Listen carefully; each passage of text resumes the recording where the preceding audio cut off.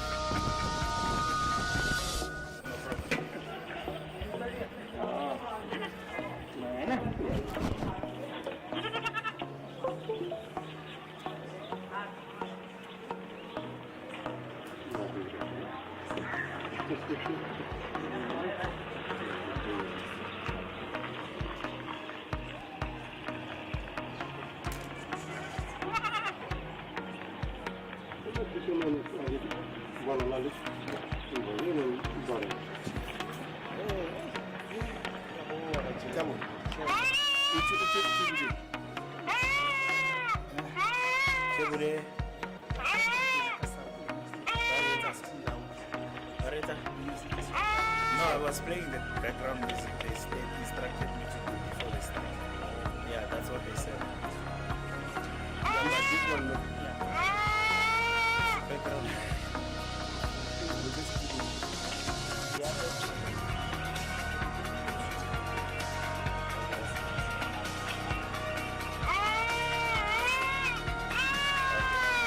So I should just put the light on and then leave the oh, this the because she has a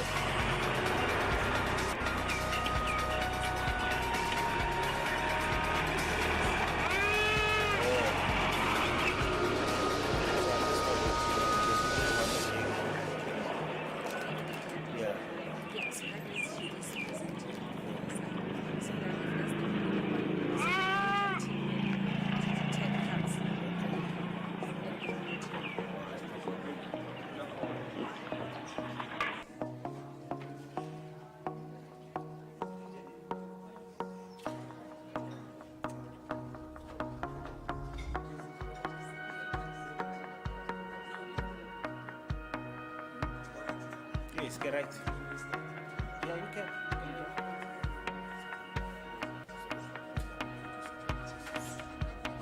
When this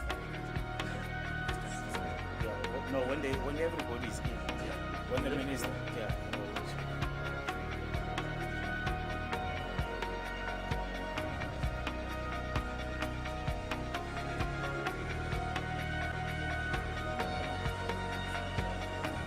Ramai. Not a table if I don't go.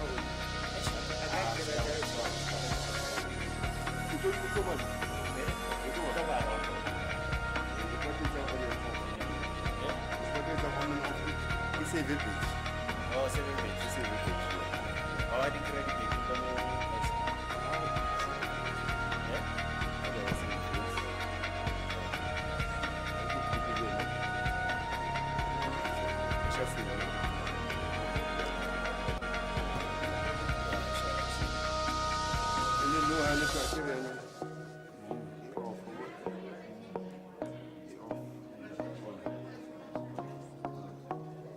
Mark beter gari kira ko Elenas.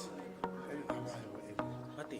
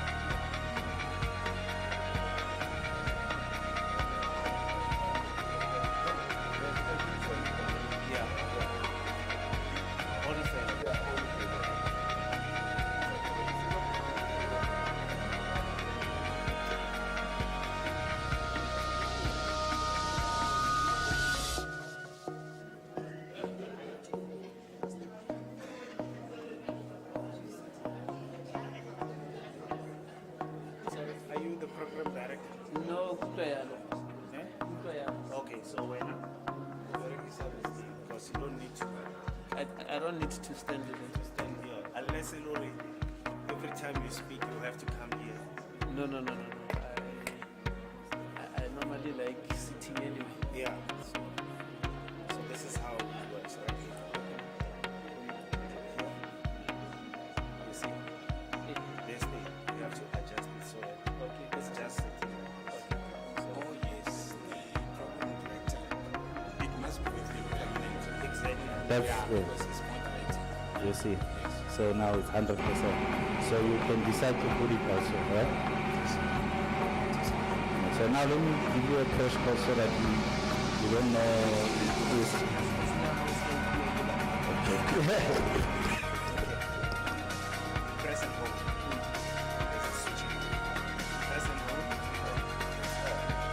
Then, if you press it twice like this, you can press it like this.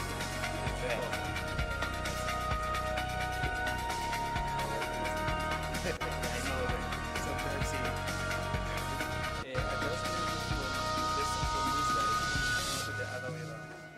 Yeah, and then adjust it accordingly. Okay. No, that's fine. Alright. So I should stop this.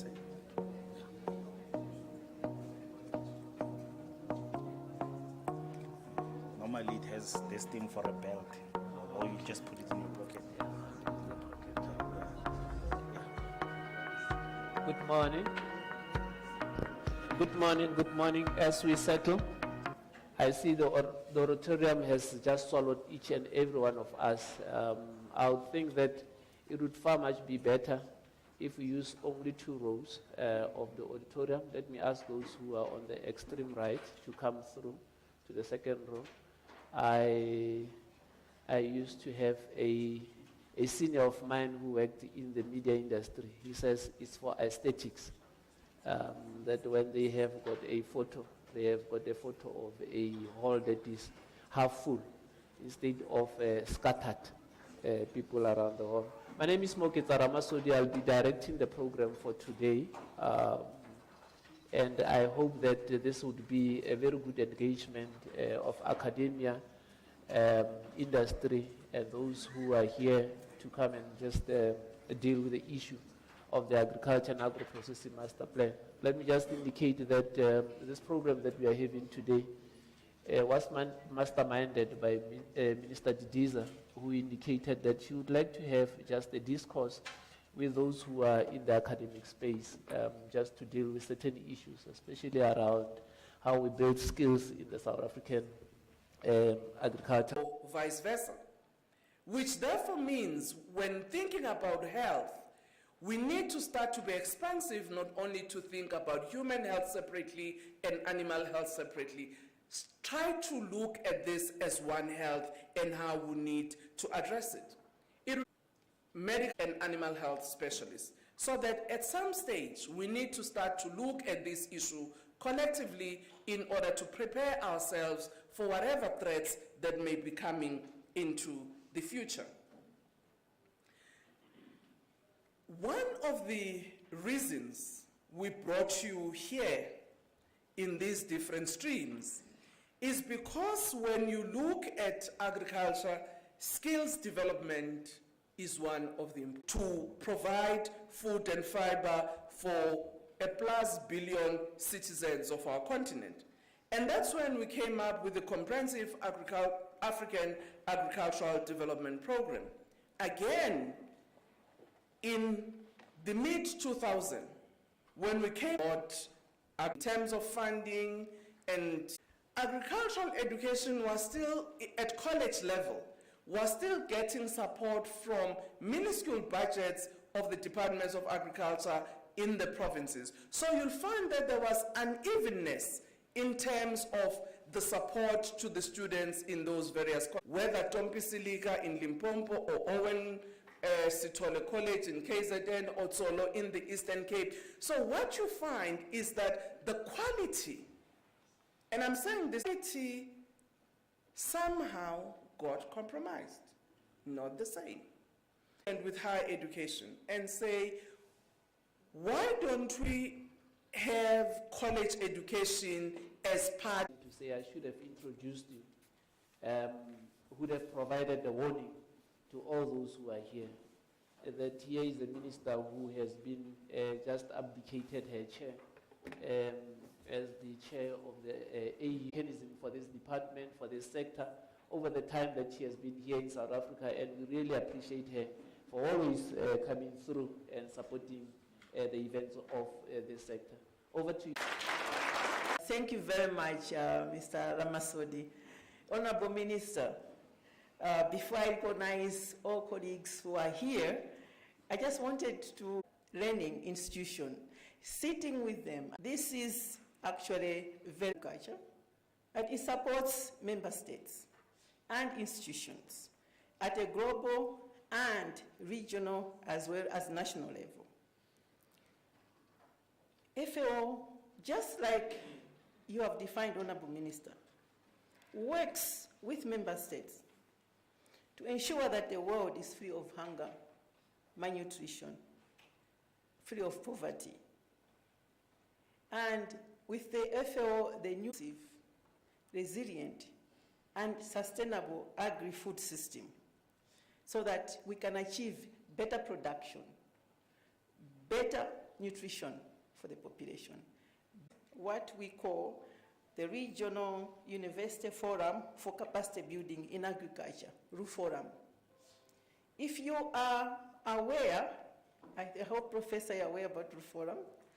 Yes, RUFORUM is a platform. A platform like what the minister is trying to encourage, but it's at regional level to support the implementation of CADEP and bring the knowledge to the farmers. Now, it's a partnership that is committed so that we work together to strengthen the capacities of member universities to better contribute to food security and nutrition, increase sustainability of agriculture and agri-food system, reduce poverty, and achieve SDGs, as well as Agenda 2063. So it's a network of 147 universities. I think I'm speaking to the converted, about 38 countries. And the aim is to really to strengthen the capacity of the universities, but also to foster innovations which are responsive to the demands of the smallholder farmers through training from Agricultural Research Council, but also universities. A very, very engaging participation. And so the DG had a message. And he said, you know, the department has just signed, the minister has just signed, they are in the informal. There are many smallholder farmers that have not gone through this system, but they are engaged. One of the examples is the woman I'm talking about. What does FAO do? FAO works with institutions, but with the government, and has come up with an approach, what we call the Farmer Fields School. This is the type of training that farm workers that actually are training this and work with farmers. And so FAO also supports South Africa and would want to support the implementation of the Agriculture and Agro-Processing Master Plan to ensure that the inclusiveness nature of knowledge is actually embedded through the farmer fields. We actually also have the junior field, ensure that a child, as a youth grows, he brings in other activities. So those are some of the areas that FAO actually would do to support the implementation.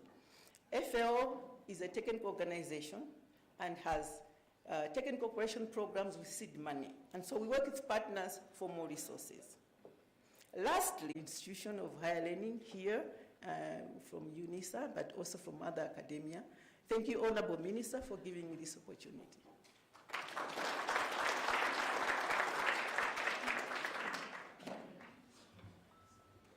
I'm very happy now. This hall is on auto cue. Without even asking them to give a hand of applause, you do it. That's a very good sign.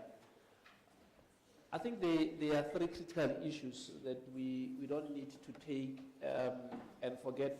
From your speech, you have indicated, Dr. Ndisale, that there is a science and innovation strategy of the FAO. Maybe let's volunteer that through this partnership with the department, we will have a workshop just to unpack the strategy so that the implementation is easier for us in the South. Second one was the issue that you have raised around the ambitious plans that we need to have and build innovation. I think within the Agriculture and Agro-Processing Master Plan, there is a clear view that we would spend 50 million in the first year on research and development, and I think that we need to outline how are we going to use that. And then the last one was the issue that you said. The AMP is actually export orientated, and therefore the rules of trade come in very handy. I think at some stage we need to have a discourse with academia on the WTO and its various annexes that we have in terms of trade. And we also need to have a very clear indication on our engagements on the Africa Continental Free Trade Area. I think those are the areas that I think we really need to have a discourse on.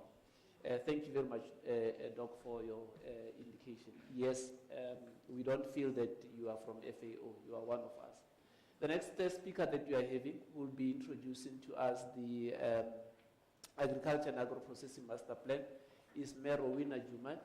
She has been through the trenches. Each and every time that I look at her, I think that I have got to say she defies her age, because she has been through what we call the dead stage, the agriculture plan that was called APAP, the Agriculture Policy Action Plan. She has been through the Operation Pakisa. She has been through RAVAC, the revitalization of agriculture and agro-processing value chains. So she has seen it all. She has gone full circle in terms of the AMP. And I think that she will give a very good rendition in 15 minutes of what the AMP is all about. Over to you, Mayor Rowena, and your experience in terms of all the plans that were modified over time in government, showing what Minister was saying, that change would change over a period of time from the RDP to the NDP to all those that I have said, including RAVAC, which Madam Rowena was known for from the previous DG. Your stage is now. Thank you for that introduction, DG, and also thanks to you for always giving the scope to work all those plans. So the Agriculture and the Agro-Processing Master Plan, my presentation will be 15 minutes, but it covers about 6 pillars. But before I move on to the content of that, I thought it would be appropriate just to kind of contextualize where we are at in terms of employment and youth employment in particular. A minister's around, so I need to be on point. So the following is a Stats SA slide, and it says that the labor force participation in our country is about 56%. Oh, my eyes. I'm 50 now, so I'm not what I used to be during APAP. And what the labor force participation rate is just measuring the participation of our employed group of people, whether they're unemployed or whether they're employed. And so it sits at 56, and that's a scary figure. It's nearly just half. And so it tells the story of our economy and the absorption of our economy. And so the second line over there speaks to the absorption, which is the adoption rate or the proportion of the working age population which is employed. And so we are challenged with that in agriculture as well. Stats SA also produces what they call the employed, or those that's not employed, not in education or trading, which they call the NEET. And your 15 to 25 years and 15 to 35-year-olds, we have an increase of that of 4.6 to 2.7% of those age groups, respectively. and we're sitting with totals between Q1 of 21 and Q1 of 22, which is a year on year. We're sitting at about 46% and 37% of those age groups. And so in my personal opinion, we are in a bit of a crisis when it comes to our youth and when it comes to job opportunities. The second, the next slide is about graduate unemployment. And we need to look at the ones that are blocked in red, and that's the age groups of 25 to 34 and 15 to 25. And your purple or reddish color is your Q1 22, and your gray is Q1 2021. And so you see the age groups of graduates, unemployed graduates, has increased.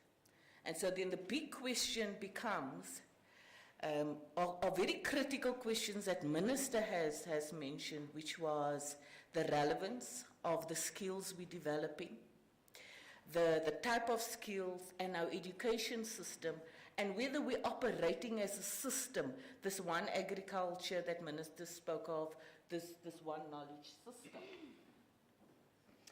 Now, going to the agriculture and the agro-processing master plan, the first thing we need to understand is that the AMP fits within a broader economic strategy, and that this strategy of reimagining our industrial strategy is the overarching drive. And it speaks of boosting inclusivity and private investment, and that is quite important. And the youth plays a very important part in driving inclusivity because it's the working age group. It's the future of our economy. We are developing the future of our economy through education and skills. And if we don't do that, we start undermining inclusivity.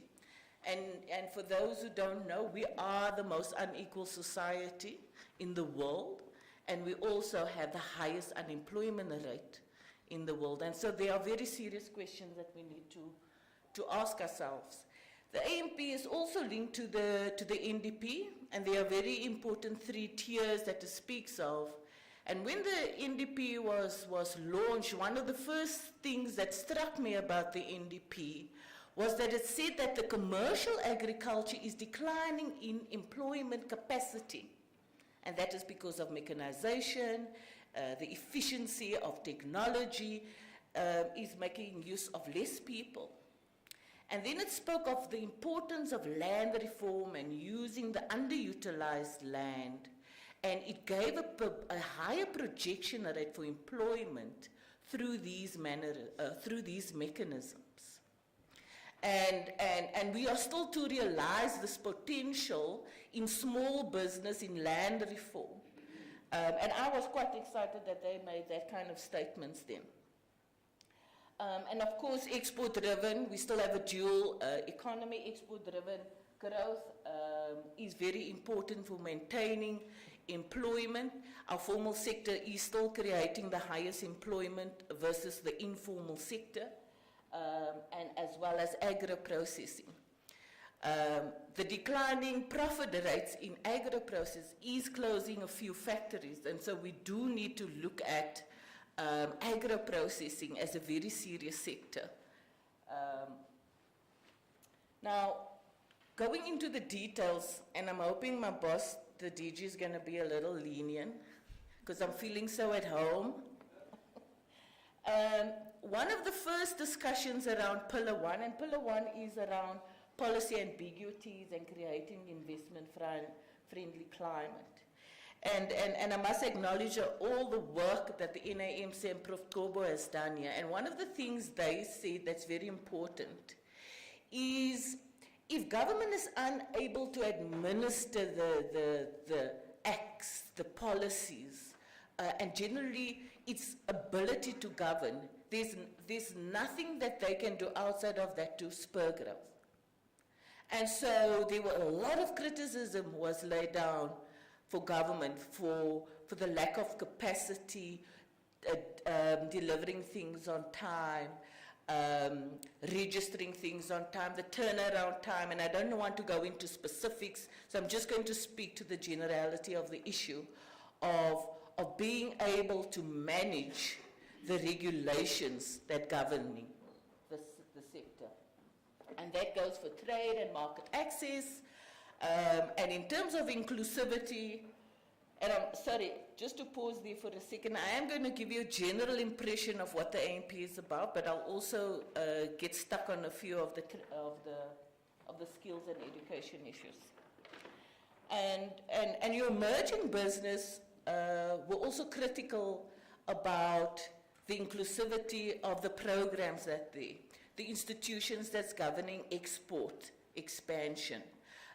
Is it inclusive? Does it allow small business to access markets?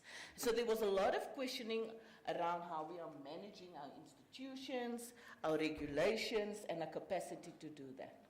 And so a huge investment is committed by government. So when we committed to this, we are committing a huge amount of resources to improve our administrative capacity. In terms of production and agro-processing and compliance, the cannabis and hemp was debated, but not extensively. The plant health bill, of course, and then just to pause a little on the implementation of Competition Commission, the BBBE, Black Industrialists, and IPAP. And so government does almost have a plethora of programs and incentive schemes. But like Minister was saying, and FAO chairperson was that we are not being impactful with what we are doing. And so we need to look at that. Is it that the scale and scope of these programs is not expansive enough? And the suggestion from the social partners is that we are not great managers and that we can do more with what we have. And maybe we need to look at some of our programs. For instance, optimizing the Skills Development Act. Industry specifically felt that we are not using the Skills Development Act in all its glory. And maybe it lies in some of the programs, such as the National Skills Fund. I'm sure Lebo is going to want to say that agriculture needs a lot more funding from there for skills and education. The CETAs, and I think Minister said enough about the CETAs, but the relevance of the skills that's being, farmers that are being trained. Let's look at the reach of that. We are not feeling what government is doing in the sector is basically the message. Now, Pillar 2 is all about enabling infrastructure. And so we go on from irrigation to maintenance of rural infrastructure, R&D infrastructure. But what is important for us today is that what nobody has mentioned, that even government officials need training on a regular basis as systems change, as protocols change. And so there needs to be internal investment, and how universities and institutions supports that ever-changing environment that was mentioned earlier is also quite critical, and providing informal traders and with training and education. I'm just going to mention, and I thought I should have mentioned it in the beginning. So over this weekend, I had the privilege of engaging the Cuban ambassador, where he came to a community in the Western Cape. And one of the first things that Cuba did post their revolution was they wanted to get rid of illiteracy. And what they did is almost a 50% investment of their fiscus just in dealing with the lack of education. So what the master plan is saying, and it's going to show a little later, is that our investments in education and skills development has to be revisited in order for it to be impactful. The following speaks to the comprehensive farmer support And this is where we probably need to pause a little because it speaks to extension services, is expanding access to affordable and efficient finances. Now, there was a study done a few years ago on the impactfulness of some of our grant systems. And what it showed was that while the individual farmers were being supported and they are being successful, we are insignificant in terms if we measure ourselves against the impact in the sector. And so we are not reaching the scale, which also comes back to what Minister was saying, that we need to have a systemic approach to it. There needs to be a role of universities, the CETAs, etc., etc. And so we cannot address this from one project to the other. We have to address this on a systems level, and this is what the master plan was saying. Partnering with commodity associations to expand not only extension services, but support to farmers around land reform has been very topical. Industry is very keen on partnering with government and institutions in expanding extension services as well as the producer support. We know that the levies that is paid, they are managing those, and how we partner between the levies and skills training, the universities, as well as the department, is going to be an important element. And then one of the things that, and I've mentioned it earlier, is that social partners felt that we need to become more comprehensive in our training. There's not only across the value chain, but it's also being able to take farmers and unemployed graduates, for that matter, or youth, from where they are at to a job place. What they felt was that what we have is very vague. You go to, there are very set skills courses, but it doesn't necessarily address what the needs are. And so they speak of the importance of skills audits, our programs being able to respond to those skills audits. The fourth pillar speaks to food security and expanded production and employment. And this comes to the commodity aspect of the master plan. And the research output of the master plan has identified the need to identify key potential areas for growth. And that is done by commodity, but it's also done by space. And so what the Sploem branch were able to do was say, let's look at where the land is best clustered. Right? And so conventionally, we have a plethora of projects all over the country. We can plot them, we can measure their progress. And like I said previously, but we are not seeing an impact in the local economy of those spaces. And so what most of the commodity associations were keen on, and what we were what we pressed on quite a bit, was that there is further need to focus our attention in certain spaces. Because a farmer doesn't survive in isolation of his environment. So there needs to be roads that's working. There needs to be access to water. It's not just about what's happening on that farm. And so maybe for a while that we were focused on the farm, but area-based planning is an old concept.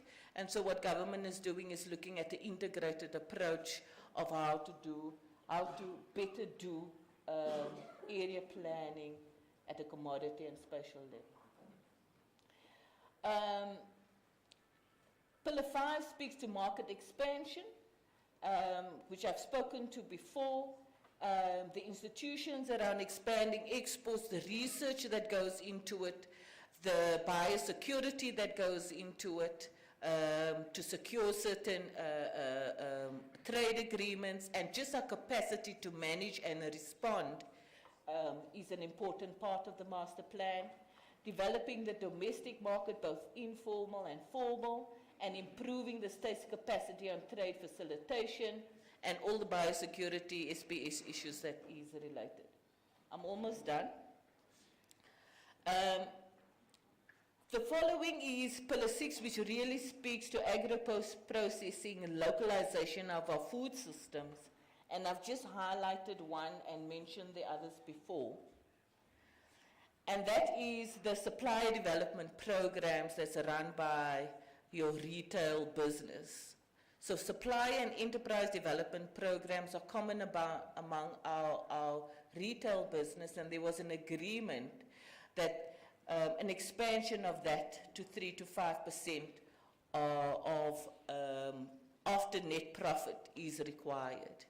And that will potentially bring about a lot of impact if we are able to link farmers to supply development programs, say of SPAR, of Pick and Pay, or our agro-processors, small agro-processors, having access to these big retailers.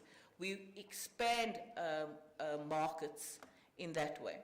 And so that is an important part of it. But to note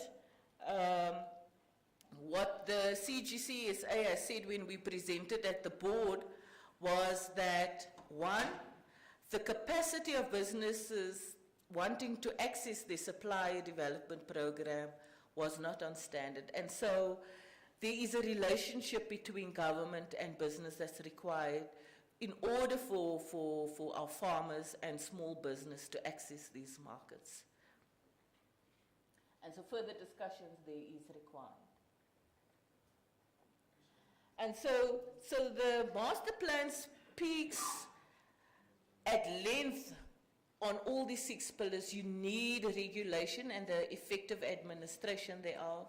You need effective support to farmers. And we need to check whether we are on point, whether we are relevant, whether we are scale efficient, and whether we have scoped it out. We need to look at access to markets both at the institutional level, but also at the programmatic level. And then lastly, the issue of agro-processing, or infrastructure for that matter. And given all of that, the researchers were able to say that we will be able to expand growth by 32 billion, affecting 303,000 livelihoods, add 71,487 new jobs, look at 6,000, supporting 6,500 SMMEs, and inequality addressing 90% of the black share, taking it from a lot less than 10% to 19%, and looking at 410,000 new hectares. And so, in summary, the AMP seeks to be quite comprehensive in its approach to skills development. It is saying that there's a need to acknowledge that our existing programs and systems in education and skills development are not impactful.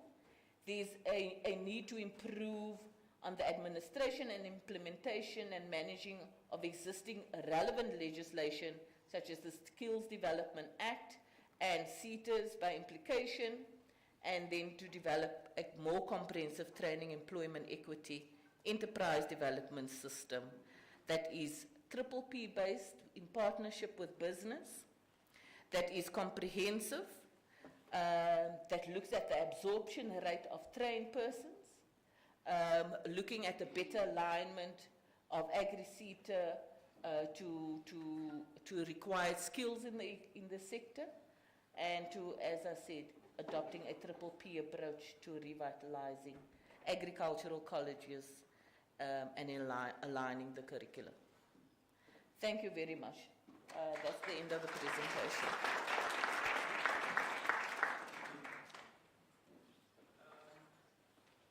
Thank you very much,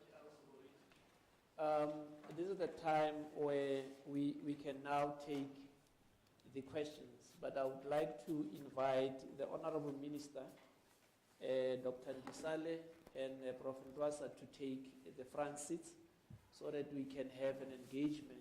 And there are a few questions that I would like to put through to them before we start with our program.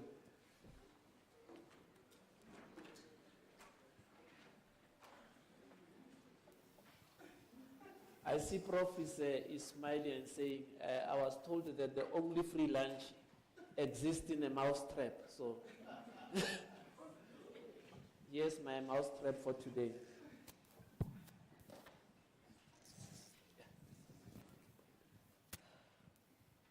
We have got 3 things that we are going to discuss, and I'll be taking you through the engagements so that we can have a clear engagement with all of those who are here.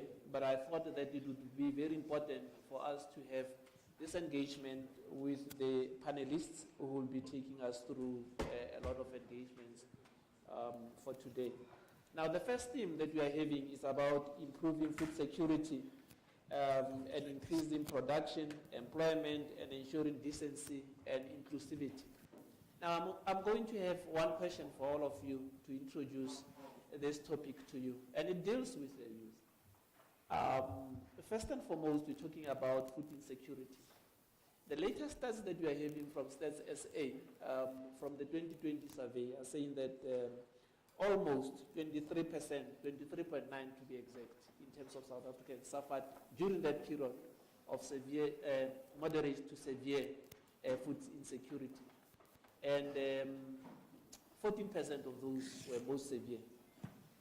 The statistics also says that our production in South Africa have doubled in terms of from 1994 to date. So there's no problem in terms of productivity. We are growing quite well. Our employment figures post the NDP are sitting almost consistently around 830,000 employees within the sector. Take into consideration that some of those might be at that level. Contract laborers who are in our farms during the times when we have got peak season. But there's a question around inclusivity that says that of all the commodity groups that we are having in South Africa, all of them have got 4% participation of black producers, except for beef and goat with more than 30%. Now, all of this mixture that we are having is a congruency of all the factors that we are having are opportunities for youth to get involved in the sector. How do we get our youth involved in terms of these critical areas of our sector? Normally they say that I must start with the gentleman. Prof, you'll be the first one to take this.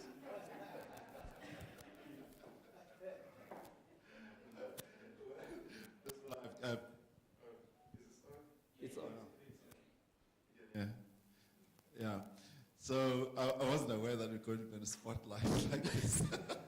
I'm quite surprised. Well, as an educational institution, for us, basically, is to make products, and it's not something we'd like to say that students are products, but they are in fact what we produce as a university. We would like the sector, not just agriculture, but all the sectors that get trained people from us, to get ready people. And you know, in agriculture, because it's such a practical thing, readiness means readiness after the bachelor's degree. So the bachelor's degree that we've got now, which is 3 years, does not produce students who are products or who are ready to go into the market. I think what would be very ideal is to have a mandatory 4th year for agriculture. It's a practical sector. But because of our facilities at Unisa, we're very practical about agriculture. With the experimental farms that we've got, that we are establishing now, are and not introducing new training, because we're already collaborating with farmers in the area, in the farms there, where we've got practical training. So I feel that the best thing we can do for students is to make sure that when they leave university, they've got a skill that can work. Because most people do not want to take graduates who are going to be taught. And I'm afraid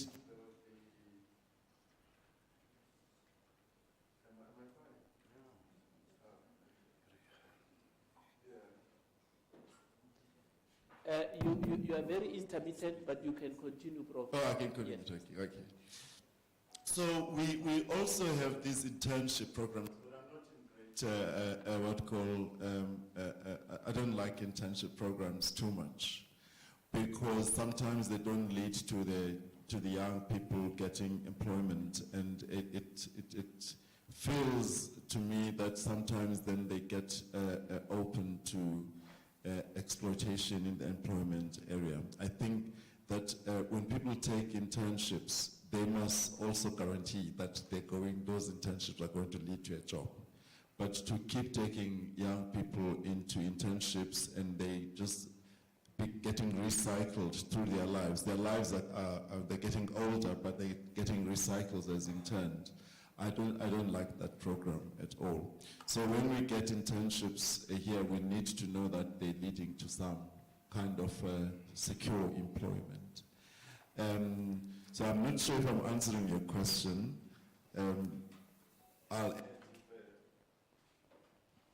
I was told very early on, at this stage, there's no wrong or right answer. Dr. Ndisale, very same questions in terms of food security, employment, productivity, and inclusivity in our sector. At DG, you've asked $1 million question, particularly when South Africa and the whole world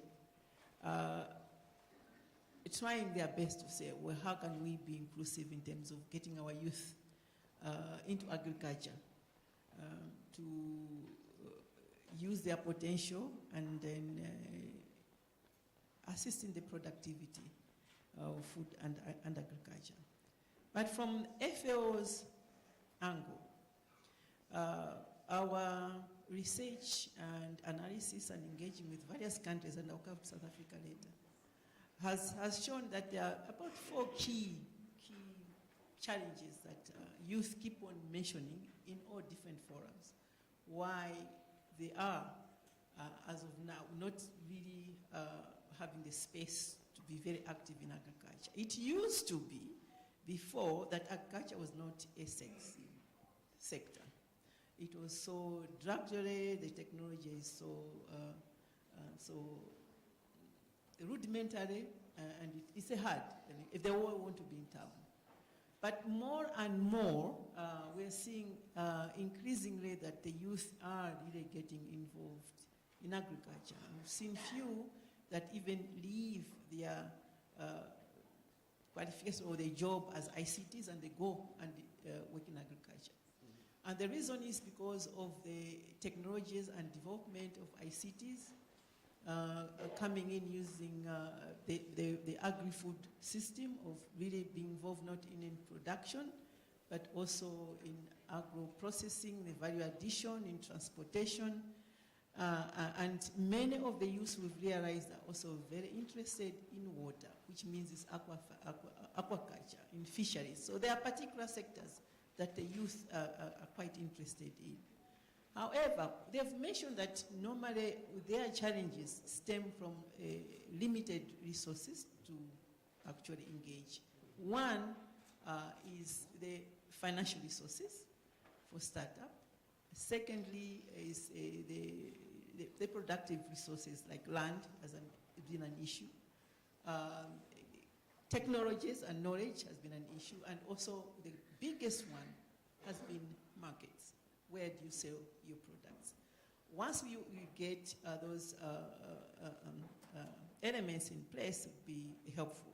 Where there has been success is where there have been deliberate policy interventions that are deliberately targeting the youth. In certain countries that has worked, and there have been a creation of youth hubs where youth get together and are able to acquire knowledge, but then linked up to the markets and the value chain.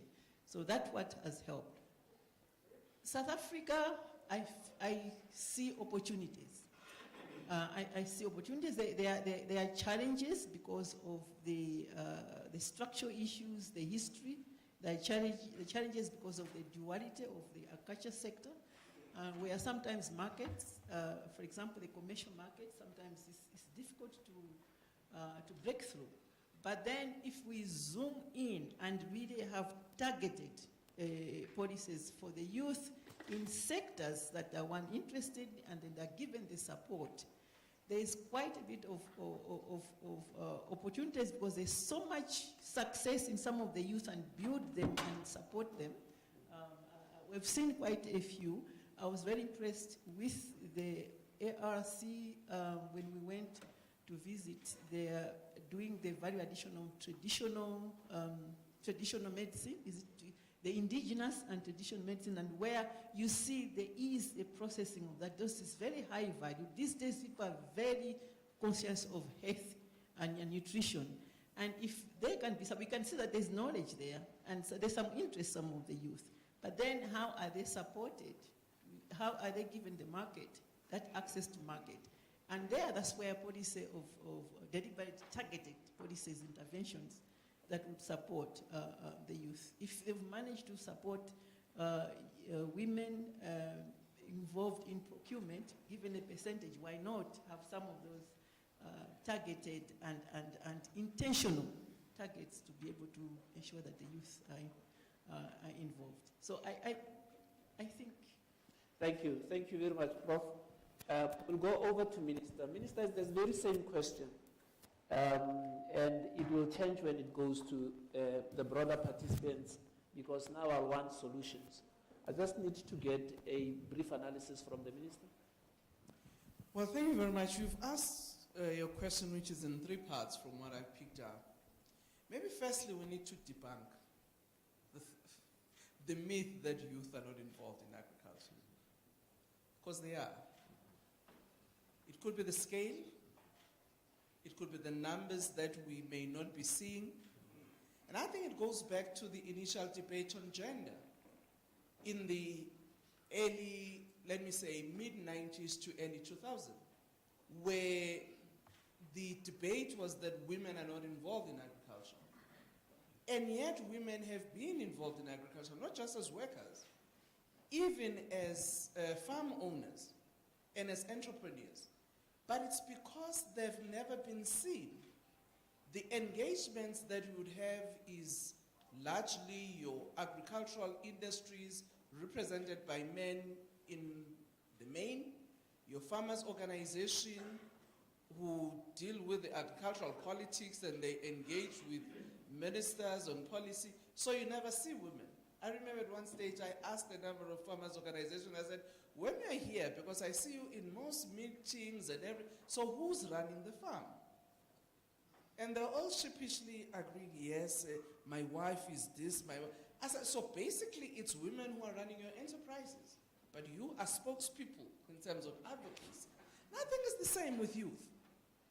A majority of young people are engaged in agriculture, but they are not seen. Our systems don't capture them. And in terms of support, there is very limited focus from policymakers and agribusiness enterprises in being able to create a thriving ecosystem for young people. And for me, I would say that's one thing we need to take note of. Because if you go province by province, you'll find that there are many young people that are involved in the sector. But in terms of scale, they may be operating, those who are in communal areas, for instance, in small pieces of 1 hectare, half a hectare, 4 sectors, but they are participants in the market. But when it comes to our financial institutions, the first thing when we look at you, we say, what's your asset base?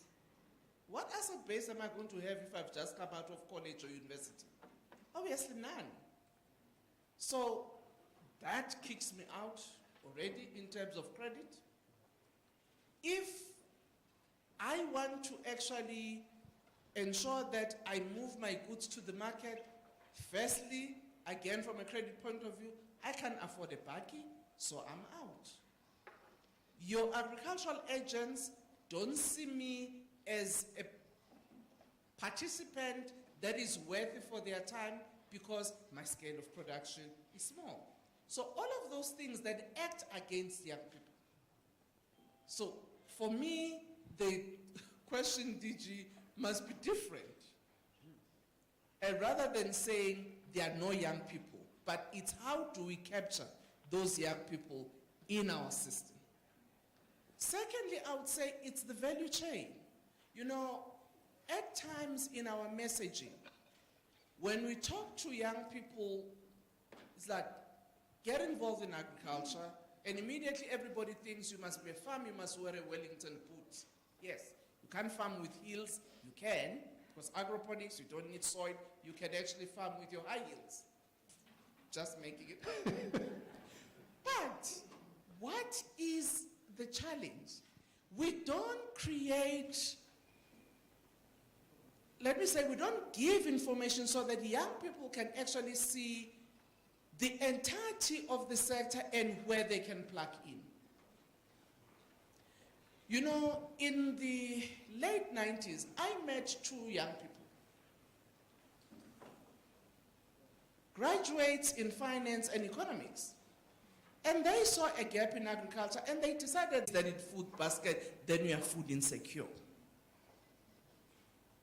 And yet if you eat indigenous food that gives you protein and build your immune system and give you enough carbohydrates, because it is not in this food basket, it's not like food. So for me, part of the debate in our continent and maybe in our country, we also need to revisit what is this that we call food basket and therefore define somebody food insecure or food secure.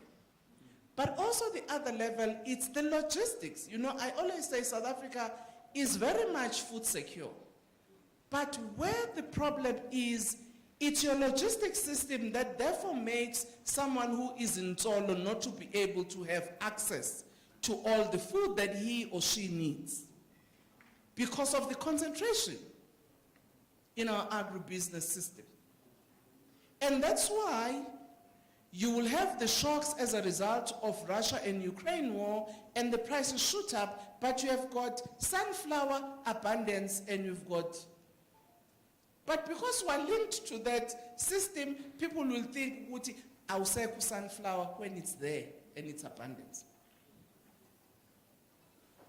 But because of that value chain, those shocks impact on us because we're also a trading company.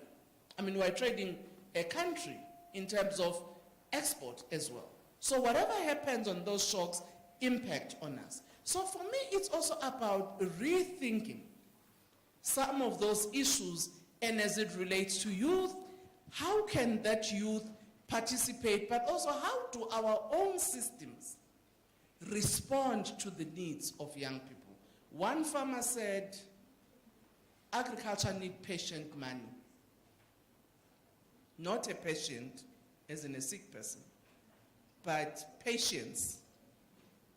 Because this sector, you know, in the way in which it operates, it's not like me selling in a spaza shop where I go and buy from a wholesaler and sell and get my moolah now.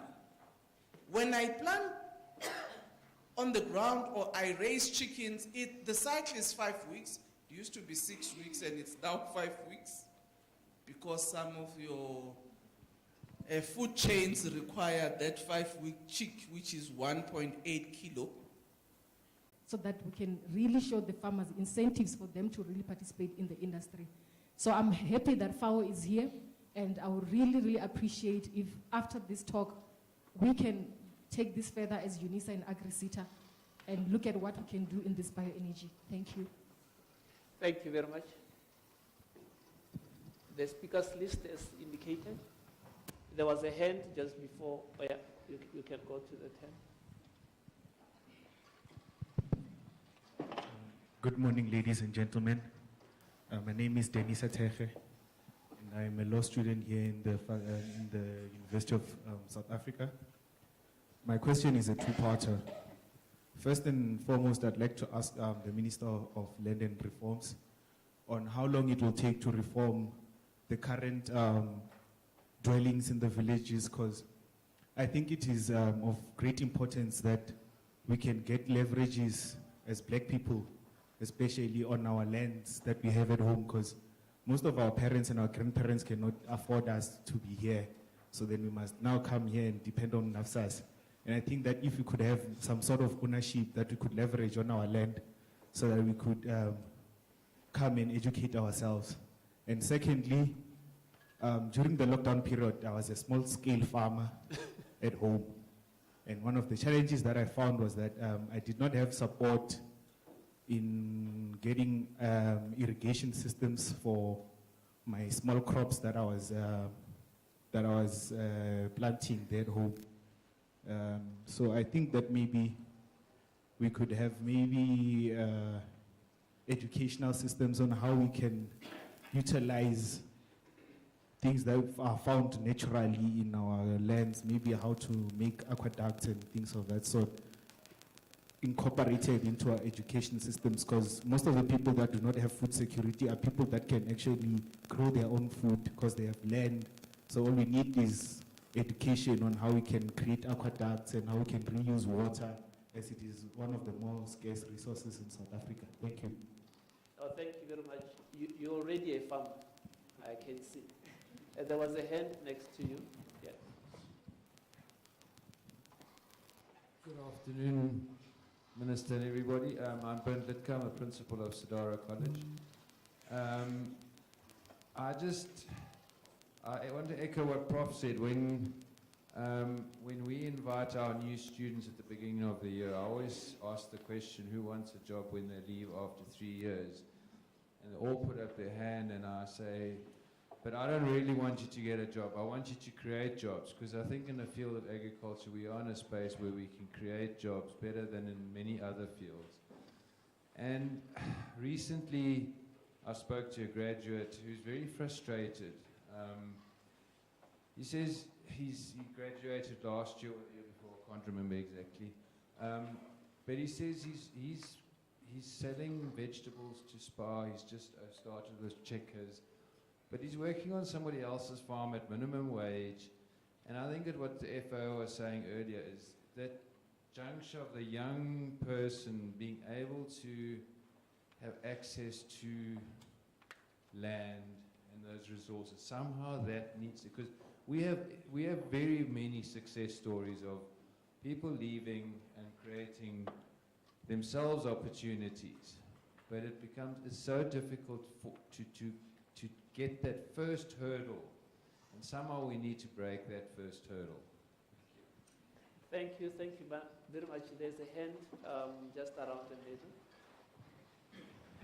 And thank you very much, Sidara, for raising those issues around access, land, market, and also the issue on production issues. Thank you, Program Director. Afternoon, everybody who is in the house today. I am Barili Mokoje, small-scale farmer and agriculturalist. My question to the Minister in relation to the theme 1, where we talk about the decency and inclusiveness, is this. Is the current agro-processing master plan targeting the developed or commercial farmers who have more than 10 billion turnover over a year. Where is the paper for the black industrialization in agriculture, which can be linked to agro-processing and enable the black industrialists in agriculture to develop the cooperatives that can compete or that can be benchmarked on RCL, Astral, and other big cooperatives that are in the country or in the industry. Because we will have the word inclusive here. In my province, where I come from, I've seen the development of this agro-processing, but it's only done on the historically white commercial cooperatives.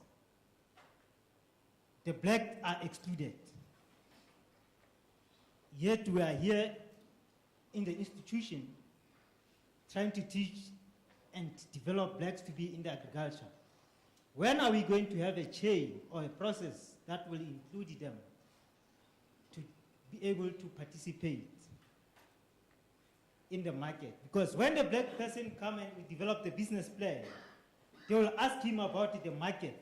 When you go to ShopRite today, you go to ShopRite here in Midrand, they will refer you to Cape Town. Will never, ever get easy to put your product in there. And you cannot unlock money without a pre-formal market. They need a tangible market so that they can test it for the safety, like Minister has said, that we need it, inclusiveness. Can we incorporate the black industrialization and the agro-processing together? And the agro-processing must go back and include the primary agriculture, because the primary agriculture will be the one that will be able to feed the agro-processor, and the agro-processor should go up to the point where it can go to the consumer with the final product. There is a gap, and then if you don't address those gaps, that gap from the primary to agro-processing, where is a secondary and tertiary thing, we will never go anywhere. What about the farmer who is in a beef industry, who have 125 cattle, one bull? How do you teach him to put his animals and fatten his animal into do the feedlot within, then be able to put it in the chain where they can have agro-processing in the village? How many agro-processing machines or a plant has been developed for the small-scale farmers in rural areas? Ever since you have talked about this, the black industrialization up to today. And how are those ones that are developed contributing to the market? Have we read the economic development or the economic contribution that they do into the GDP? We need to work hard to uplift the blacks. In America, the people who are in farming are the people with PhD. Why is it difficult for the department to be able, work with the other department, the economic development, to be able to enable the black graduates or other graduates to be into the system? Because our fellow counterpart white, they are given opportunity and then they participate. Somebody can be able to easily buy a tractor of 1.5 million and then get this thing because he has a collateral. But the black student who is there, having masters, he cannot have a collateral, and no bank will trust him or her, even if you have a good business plan. Thank you, Minister. Thank you very much, Remo Hoji. I never knew that you had that gift. I recognize gifts in people. There was another hand here. There's a hand and there's another one. I'm coming down.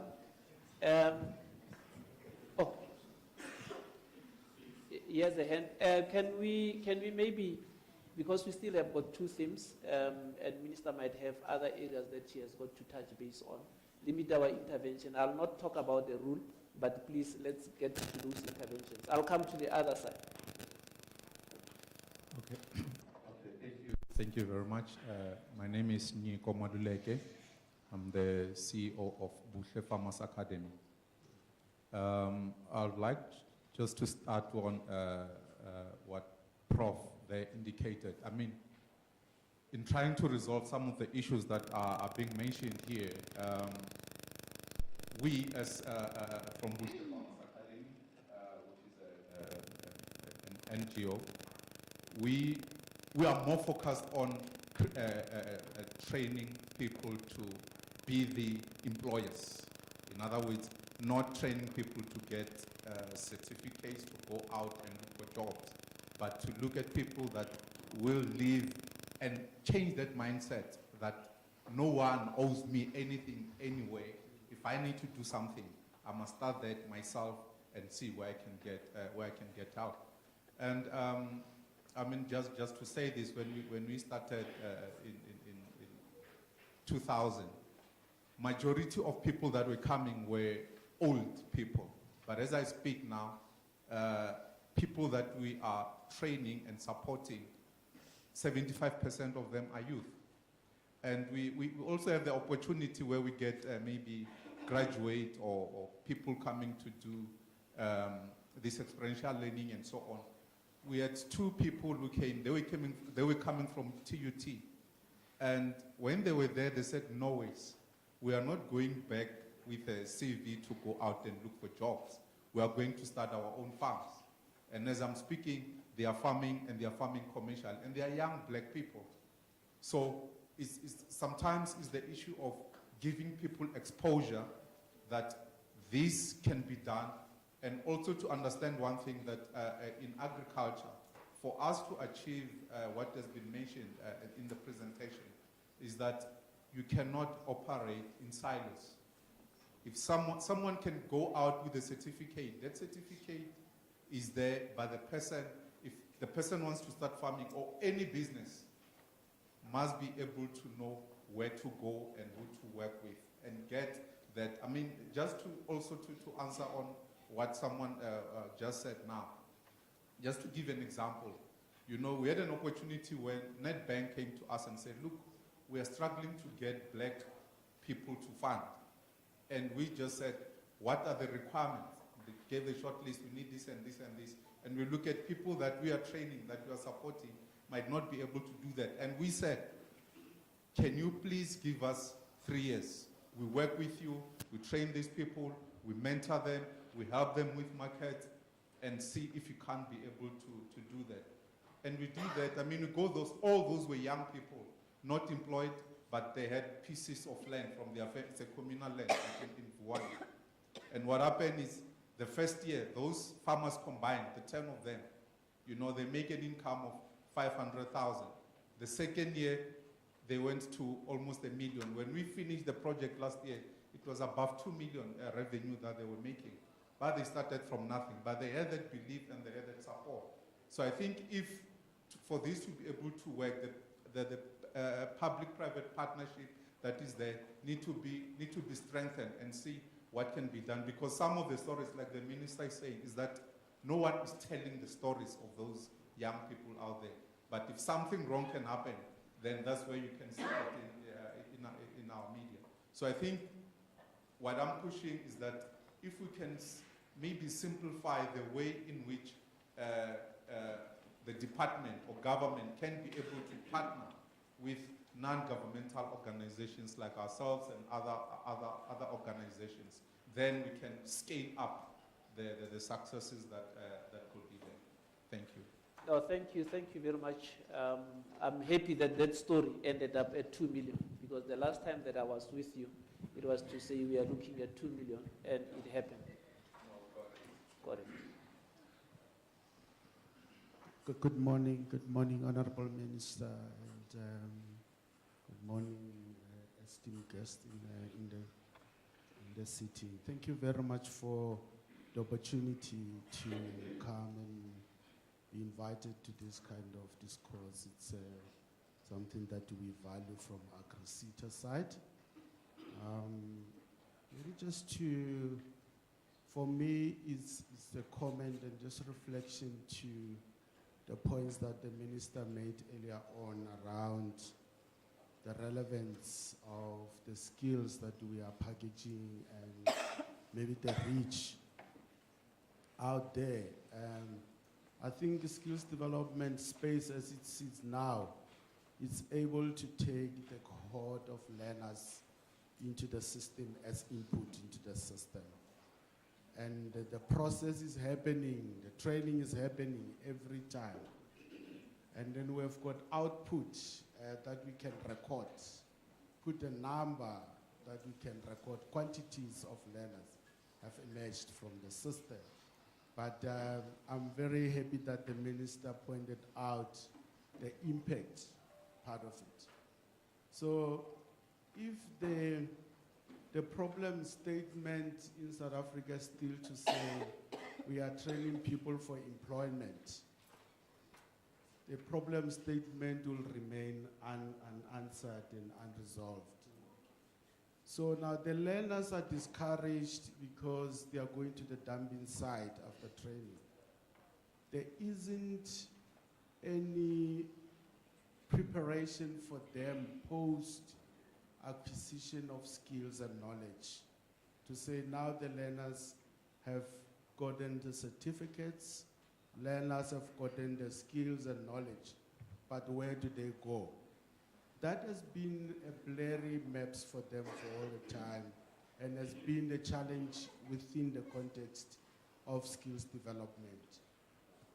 Maybe with this session that we're sitting there having to see the pillar 3, pillar 4, with all the issues that have been raised under those pillars, will give rise maybe to the next thought to say, the partners sitting around the clock here, how best can they put thinking together to say, the learners that have been going through the milling or the process of learning, how do they then go to the next level where they will be having support to do their own businesses?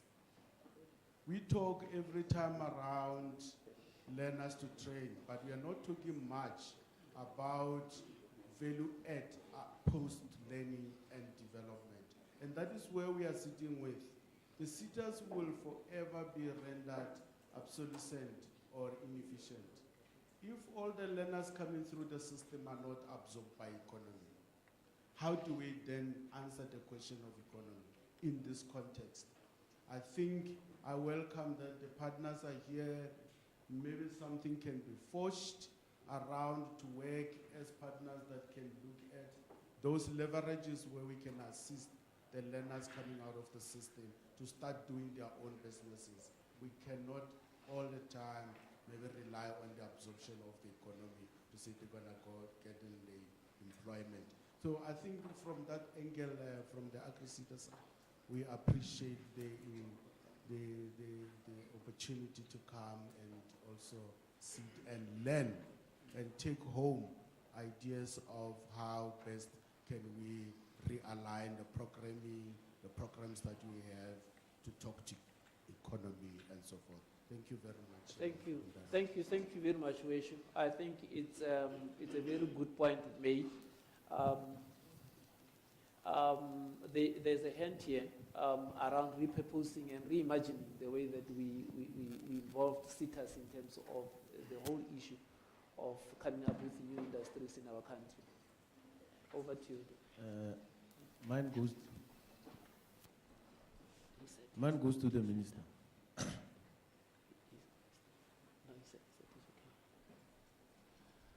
Mine goes to the minister. As indicated, minister is aware of the challenges that is faced youth in terms of financing their businesses in agriculture. Every commercial bank that is there require 40% for you to be able to buy a farm or a plot. Youth, if you listen to the youth is prepared to do that. But which black child has 40% to start by purchasing a farm? It's not there.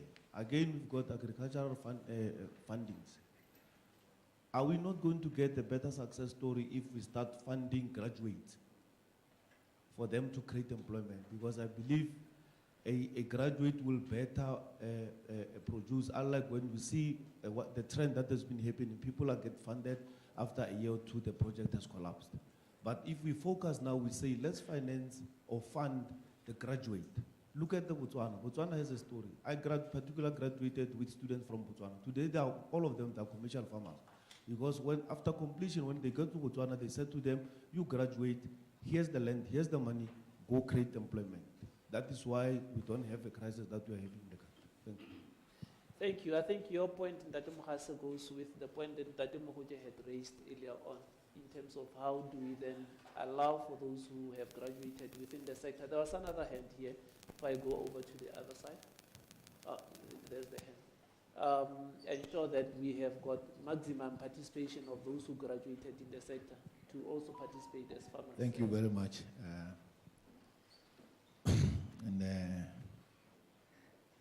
I think I appreciate the speakers for this morning very much. My own acting executive dean, the minister, and the FOA personnel. Thank you all.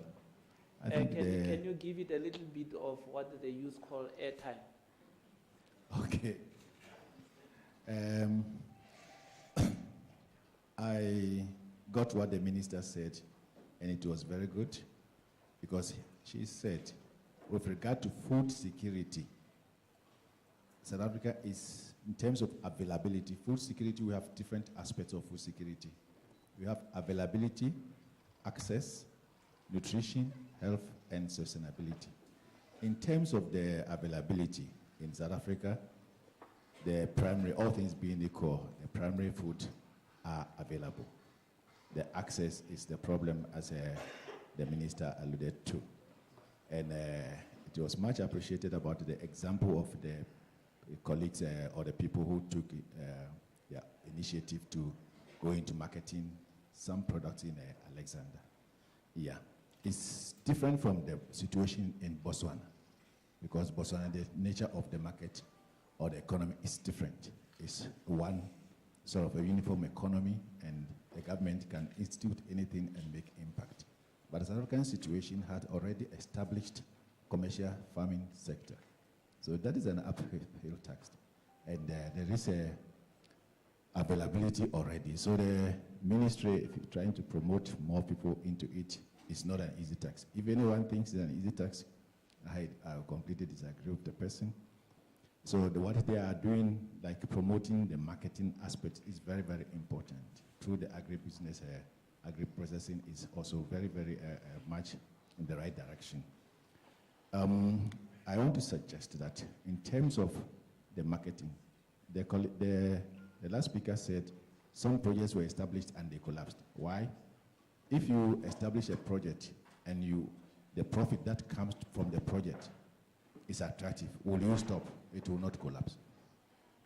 Yeah, so we have to focus on the marketing and say, okay, if we already have a lot of producers, especially the primary sector, primary production, then let's focus on agri-processing, which is also good, and also outside market. Colleagues, there are a lot of market for agricultural products in Africa.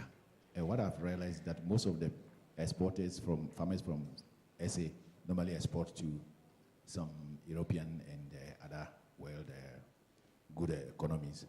But the African continent, in terms of agricultural products, if you investigate, you will see that the production is very low. In arable lands in the whole Africa, 90% are in only 8 countries. So if we want to want more people to, our youth to go into agriculture, what they will earn from it will motivate them to stay. You see, so if we're able to find good market for them and they earn good money from it, you will not tell the person to wake up and go and work. So what I'm suggesting is that one of the areas that we can do is to, for instance, livestock production is high among our previously disadvantaged farmers. So if we can promote good health of the animals and export, concentrate on them and establish, as the minister indicated, get deliberate policy to establish our own market from here. And for instance, if say country A in West Africa they don't have much meat production, so through bilateral agreements, trade agreements, we can establish in that country where the agents are South Africans carrying the product there, and linking up with them, you understand, that can be very, very sustainable because there's no way they are going to be able to produce livestock at the level that South Africa is producing. Not only in livestock, when you enter into West African countries, you see a lot of South African agricultural products there. They themselves are coming here to take and go. So if you take from the farmers, then you can have advantage in terms of the price. And then another area that I will employ the minister to look at is the bilateral relations with EU. Some of us, some of the people, sometimes we can see that we lack some information.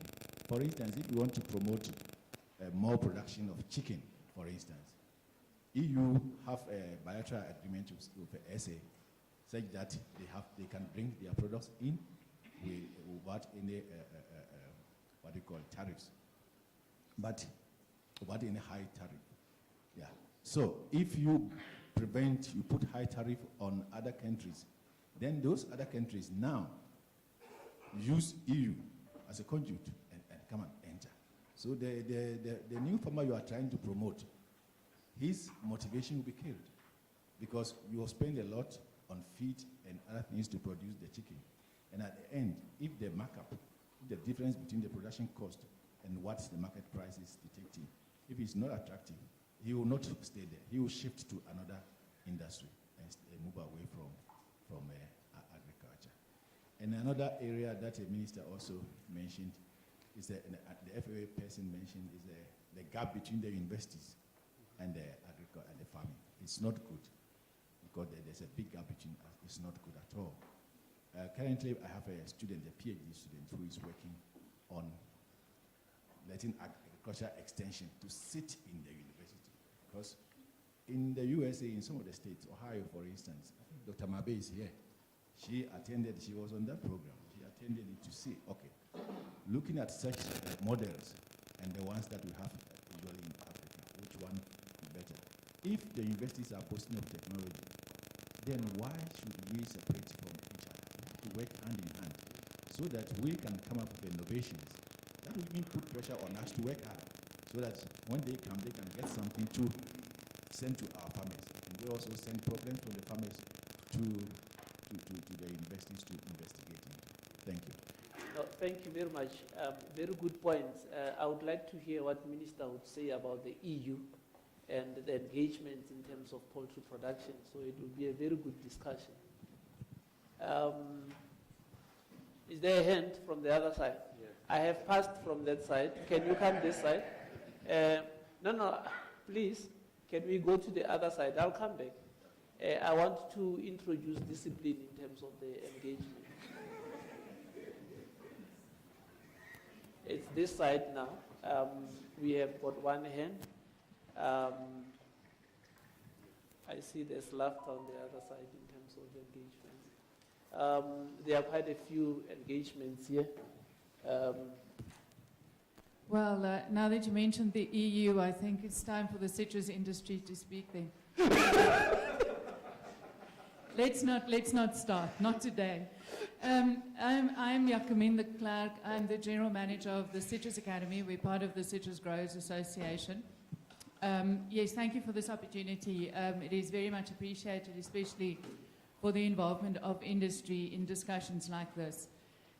Yes, there's a few questions and a few points that I would, first of all, far be it from me to lay an egg every time I see a nest, but I think that it is important that we just take a moment to take note of the fact that at the moment, agriculture as an economic proposition is under pressure. We all know that, and nobody knows it better, I'm sure, than the people at the Department of Agriculture.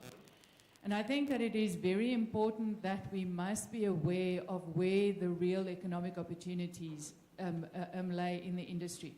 It is not really, to say let me say, to encourage young people, a blanket encouragement to become entrepreneurs, to go and study agriculture and then look to become an entrepreneur. It very much depends on what you're going to want to do. At the moment, primary production especially is under massive pressure. Yes, food prices are rising, we all know that, but none of that money is landing back in the pocket of the farmer. It's all going to increase logistics costs, increase transport, increase input, and where it does land back, the massive pressure from increased input costs at this moment in agriculture really is. We must look further along the value chain. There are many other economic opportunities along the value chain. There I really want to agree with the Minister. There are so many businesses, so many opportunities, from input suppliers, nurseries, right through to processing, to marketing opportunities and so forth. We must go and look at individual economic models around each of these aspects of the value chain and go and see where the economic opportunities really lie. A question that I have is, how does the AAMP look to integrate with the ERRP? There's a reasonably comprehensive skills strategy that was put forward by the Department of Higher Education and Training for the implementation of the ERRP, and it might be a good place to start. If we look now specifically at the implementation of skills development around the AAMP, that might be a really good place to start. I think it is advisable, of course, for these things to integrate. One doesn't want to go and beat the same donkey. So I think it's important that we see where the overlap is and where the integration of these plans can serve both plans best. Then just around what Fanny Petler of the Agri-Seat has said, I think it's critical that we must, and I think that's where the AAMP is very encouraging, that we must link skills development with economic opportunities. There is no sense, and I think we must continue to be very careful of spending massive amounts on skills development where there is nothing for the learners, where the learners earn a certificate afterwards. They don't earn an economic opportunity. They don't earn an employment opportunity. And I think that's critical, that we must look towards skills development to be supportive of economic development and not a purpose within itself. Thank you very much, Doc.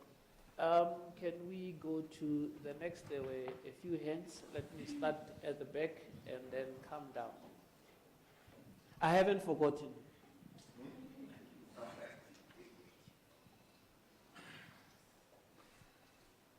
Thank you. My name is Unity Chikupa. I'm a postdoc student here at Unisa. And I want to thank you, Minister, for this platform that we have, because I think it was long overdue, especially when we are talking about young people. I think the problem that I see mostly it's the gap that is there between research and the action on the ground. The WRC, I know that in 2017, they actually instituted a research project that was looking at youth farming businesses and some pathways around which those businesses can actually be promoted. And I was part of that research.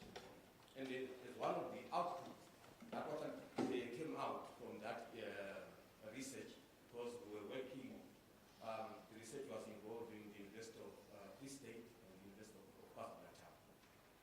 And one of the outputs was a paper that we actually came out. And the paper was looking at youth participation in agriculture, whether it is an achievable possibility or it's a fallacy. And what we found out was that, because then we managed to come up with typologies of youth, also looking at the issue of their mindset as well. We brought in the psychological aspect into that research. And we found out that 20% of the youth that we engaged with were actually interested in agriculture. And they were not just interested, but they were psychologically prepared, to participate in the agriculture industry. And as much as they were saying that agriculture is a dirty kind of work, most of them, they were actually interested in activities along the agriculture value chain. And this is research that is already out there, which I actually feel that most of the practitioners and policymakers here might not be aware of. in terms of the work that has already been done here in South Africa for youth who are here in South Africa. And for your own information, in 2017, when we were doing this research, I met a group of youth in Jozini. And this youth had actually won a prize from the department, 50,000 rand prize from the department for being one of the best youth in that particular year in terms of farming. And my question is, what has happened to this youth? Because we just came from Jozini in April for another research, and that youth group is not there anymore. What has happened to this youth group, which was vibrant, who won a prize at some point in time?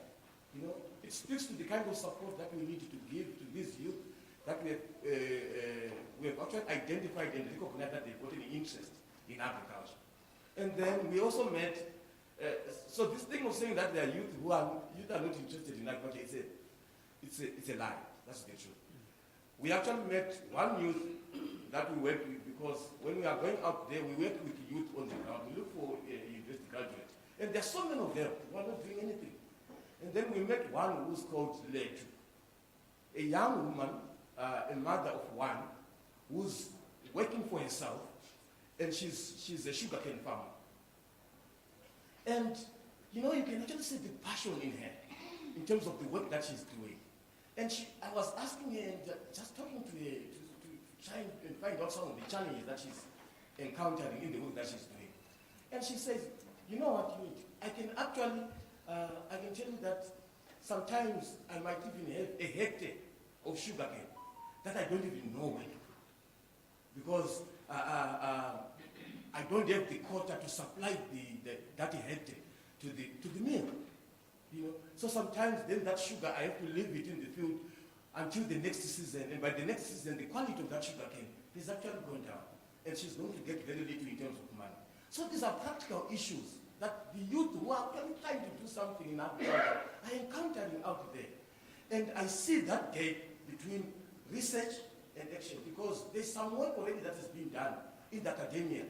And now this platform now trying to make sure that that research then comes down to the practitioners and the people who are now responsible for making decisions that are for implementing policies to support the work that the youth are doing. And that's why I'm saying I'm so happy for this platform, because at least we have got this platform to address you on what is actually happening. Thank you so much. Thank you very much. I think you are confirming what Dr. Lepadzi of the WRC once told me about his research. You're also confirming what Wandile Sihlobo has said. Youth are interested in agriculture. It's only the assistance that's needed.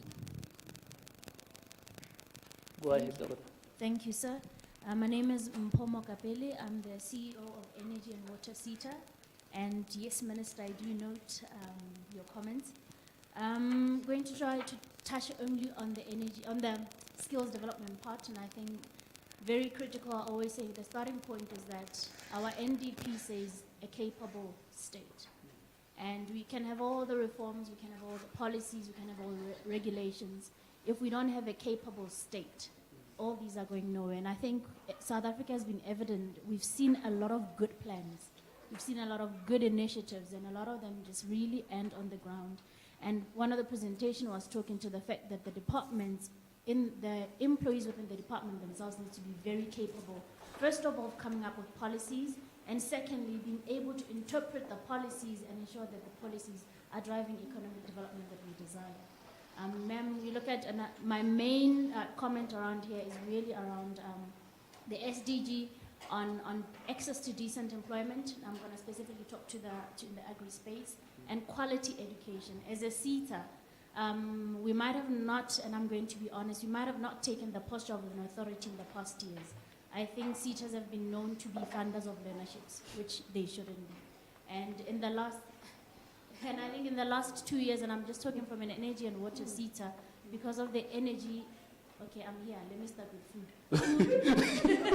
Let me start with food. Food, energy, and water nexus has really been a key component of us trying to drive even the ERP skill strategy. When we were part of developing that strategy, food was central, because we can't have food without energy and without water.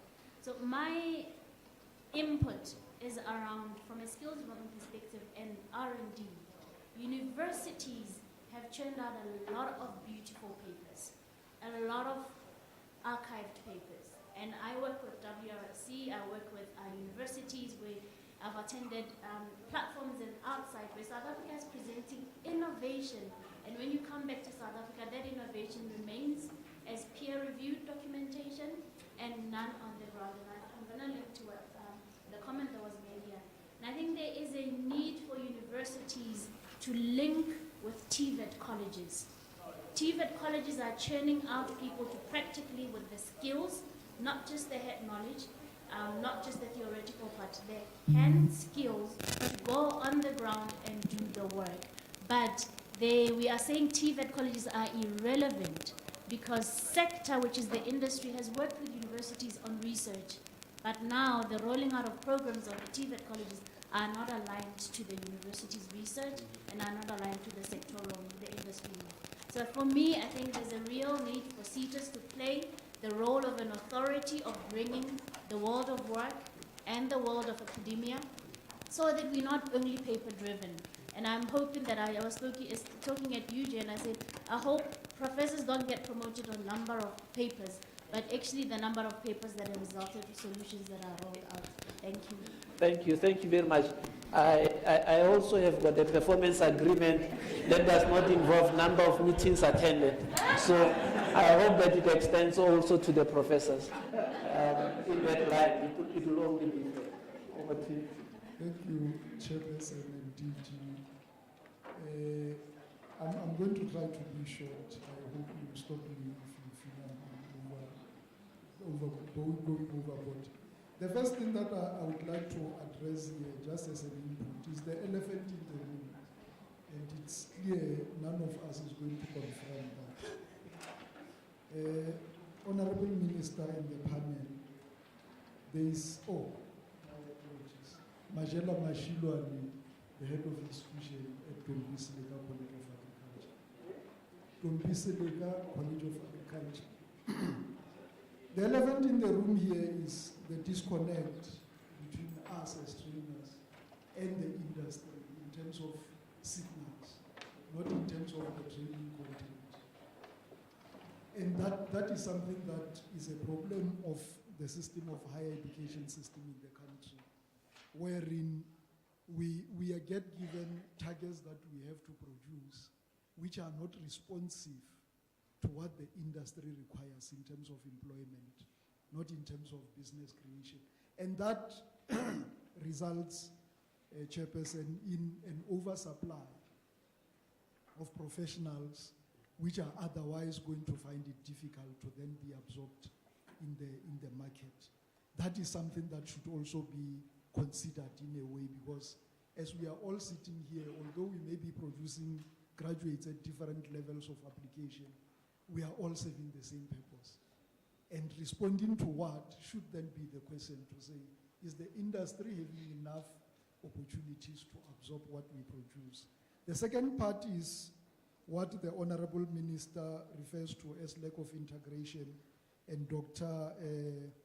Disal talks to the issue of duality of our agricultural sector in the country.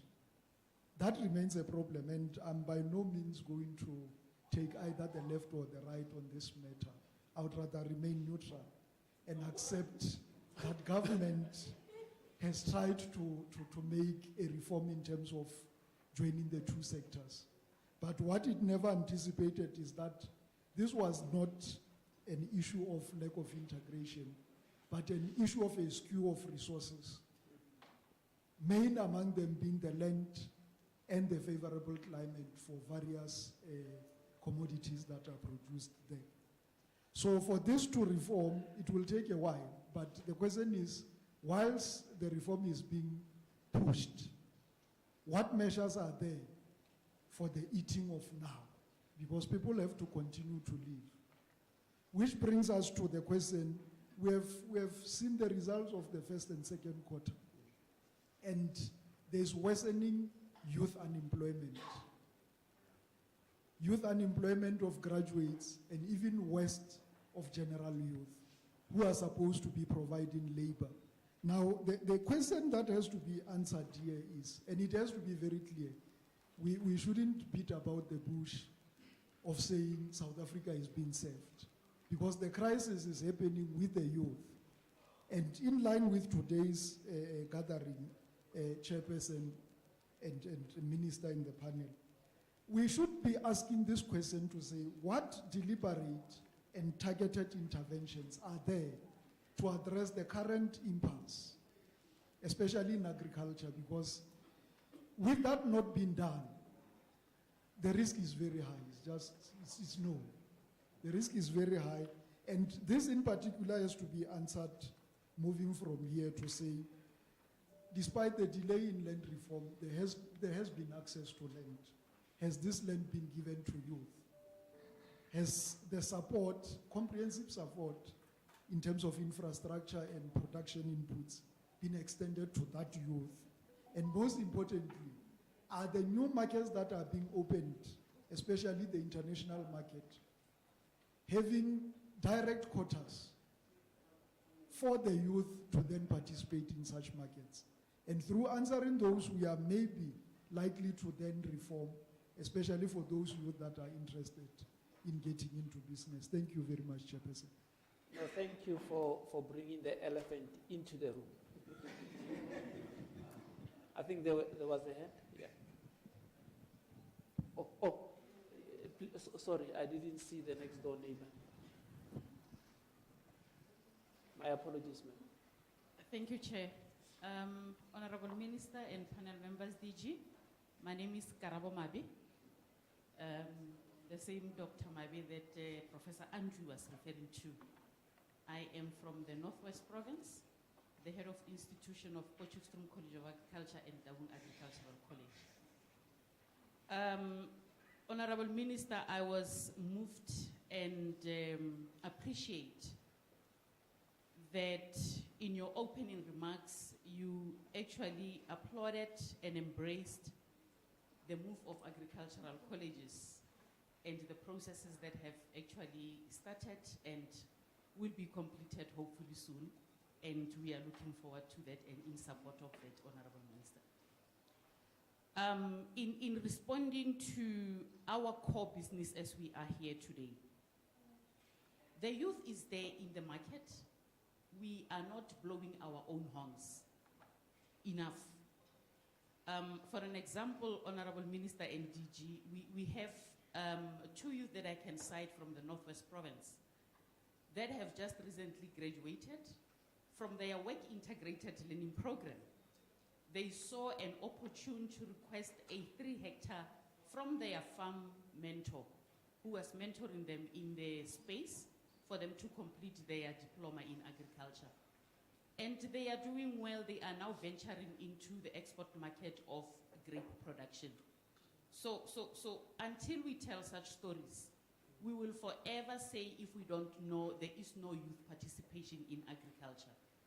However, Honorable Minister and DG, allow me to say, when we are looking forward for the agricultural colleges to become part of our national department, is there no need then to say, let us not look only into merging the systems.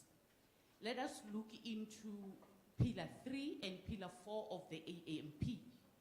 And how then will the colleges be able to diversify their curricula in ensuring that then we will have, in addition to one health minister, we will also have one niche, one curricula. That will look into the value adding and also giving opportunity to the youth that will be graduating in years to come. Because the new market are expanding, and with the current curricula, whilst we are competing with the universities and other TVETs, we are competing for the same basket, which is not opening up. So the request here is to say, let us look into one niche and one curricula that can open up, and also for the colleges not to climb the train that is already moving. AAMP is already moving, and we want also to have a share to contribute as the colleges to ensure that we implement and there is impact that is going to be shown in ensuring that the agricultural agro-processing master plan is achieved.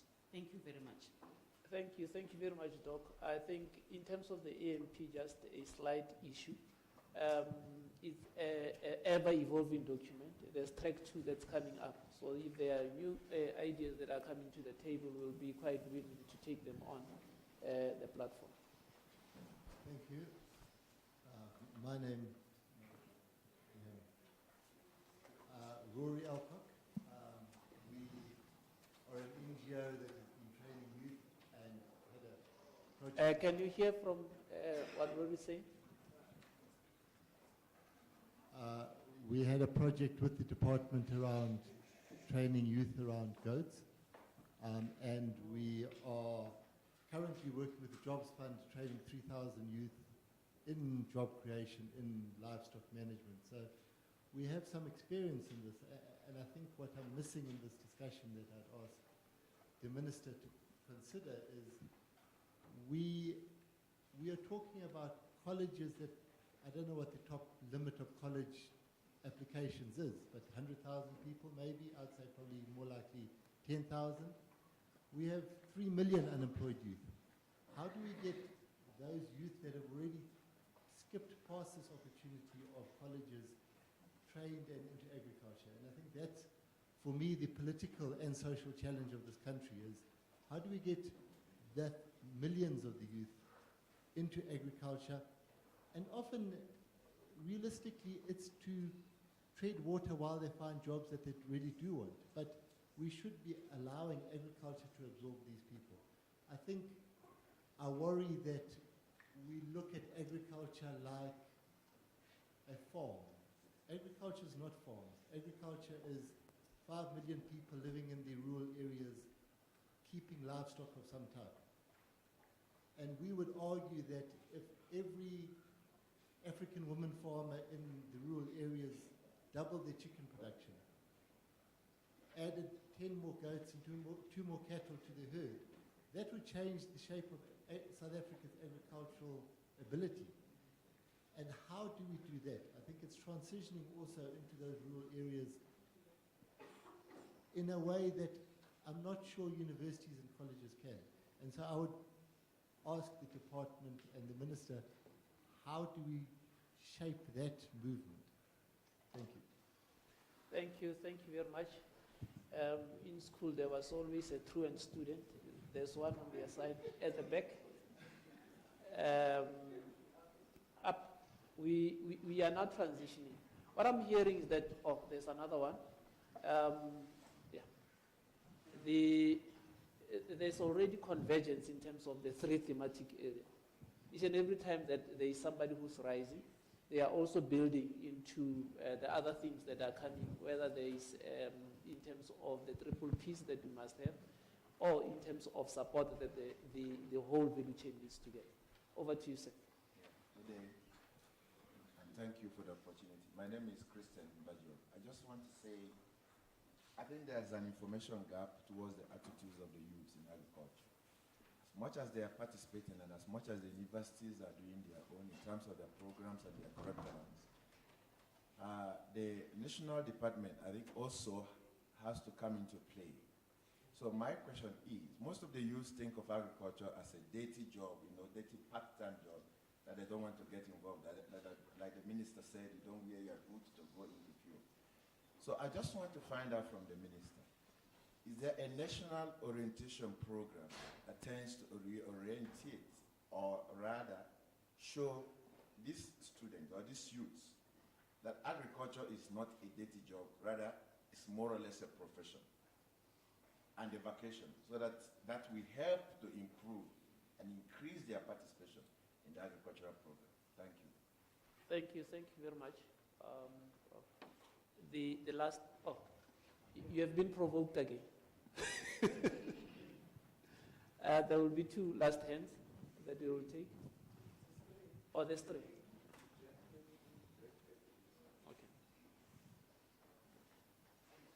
Okay. Let me get an indication. Are you also raising your hand? Let's start at the back and then we'll come this way. Yeah. Dokotel. at the back here. Okay, thank you for the platform. Let me greet the room at large. I'm going to quote you, Minister, and say by what you said. You said that young people can be captured in the system, but the challenge is that young people cannot see the entity of the sector. But the question that will arise from that is that how do we reach young people? So I'm going to state 3 fields, which is the TVET colleges, and also utilizing career days at schools. We usually have career days at our different schools within the land, but we don't have stalls of agriculture. There is no one from agriculture who's there to educate the youth. And I'm from a village in Northwest, Morokweng, and there are a lot of people who are there who are interested in farming and who are partaking in farming. And the challenge is it's funding. You have a lot of farms are expensive. Not a lot of farms. Farms are expensive at all. And we have young people who are interested, but they don't have funding. And most of them are not either at TVET colleges or at universities to enhance their skills. What they learned about farming is from their parents, because me also, my grandfather taught me how to farm.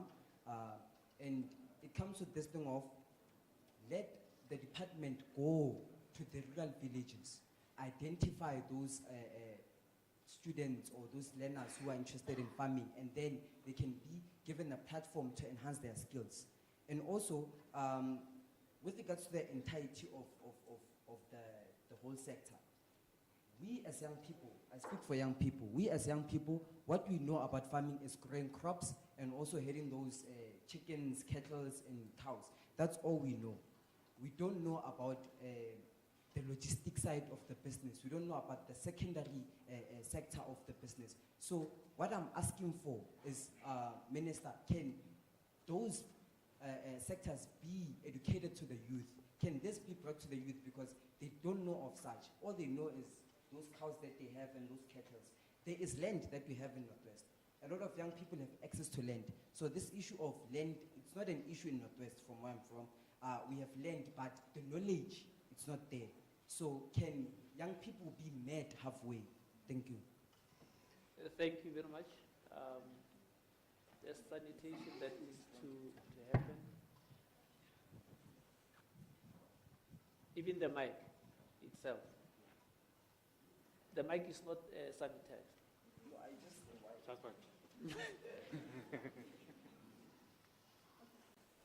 Thank you so much, Chairperson. And I hope the mic is It's on. Is on. Okay. And thank you for the opportunity.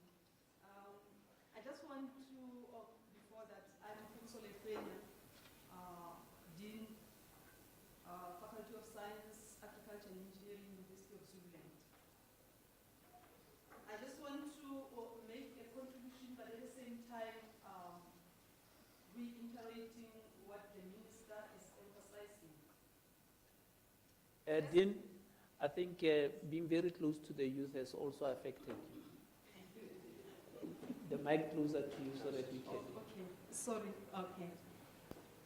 I just want to let the Minister know that universities are really taking the issue of unemployment seriously.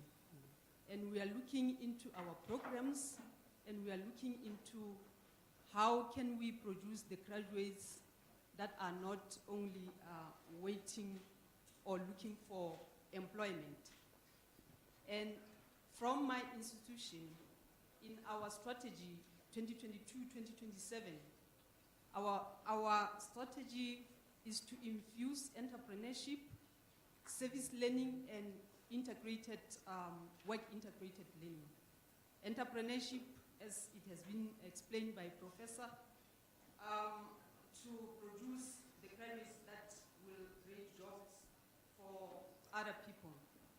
Integrated learning, work-integrated learning, so that graduates also have experience of industry when they go out and look for job opportunities. The other thing is maybe we are forced by our locality. Our research is based on what is happening around the University of Zululand. we're responding to the needs of the communities. And even our funders, I will give an example of NRF. In one of the requirements is to indicate or show how the research or the results is going to be communicated back to the communities. But I still believe that the only lacking part is now integration of the policymakers, the academic, and the communities. While the academics will present the results to the policymakers, for example, we have societies or conferences in South Africa that we go and present the results, and the policymakers are there. And I believe that the policymakers are there in order to grab all what is presented and then try and infuse or call what we have today, that to look at ways on how to implement all those results that have been obtained. While we do all these things, I believe there is still an opportunity in the crisis that we are facing of unemployment. The opportunity is we have skilled graduates from colleges, from universities. Minister, what do we do with that? This needs a response in terms of support, as you have highlighted, ways ways in which the government and the banks sit together and look at this issue of security. I always give an example of UB40, which is a band which was formulated by a group of people that were looking for employment. And those are the richest people in the world now. And if we grab this opportunity where we have the graduates that have got skills and then are given support in terms of security, are given support in terms of land, but land that can be regulated. Let's say land where we take these graduates and they are supported to raise funds that will help them to get their own land. But at the same time, they will be gaining experience of business. Thank you. Thank you very much. You will have the last word, and I will then give over to the panelists just in short to give their remarks. And then I'll have to rearrange the program because in my language,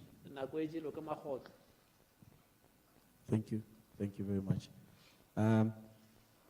Maybe I should stand because I'm very short. My name is Bruce Diale, and I am an agricultural consultant, youth, not only at heart, but with age. And maybe let me take a moment to celebrate myself a little bit. But I studied agriculture. I studied a bachelor's degree in agriculture, and then I did a master's degree, a master's in business administration.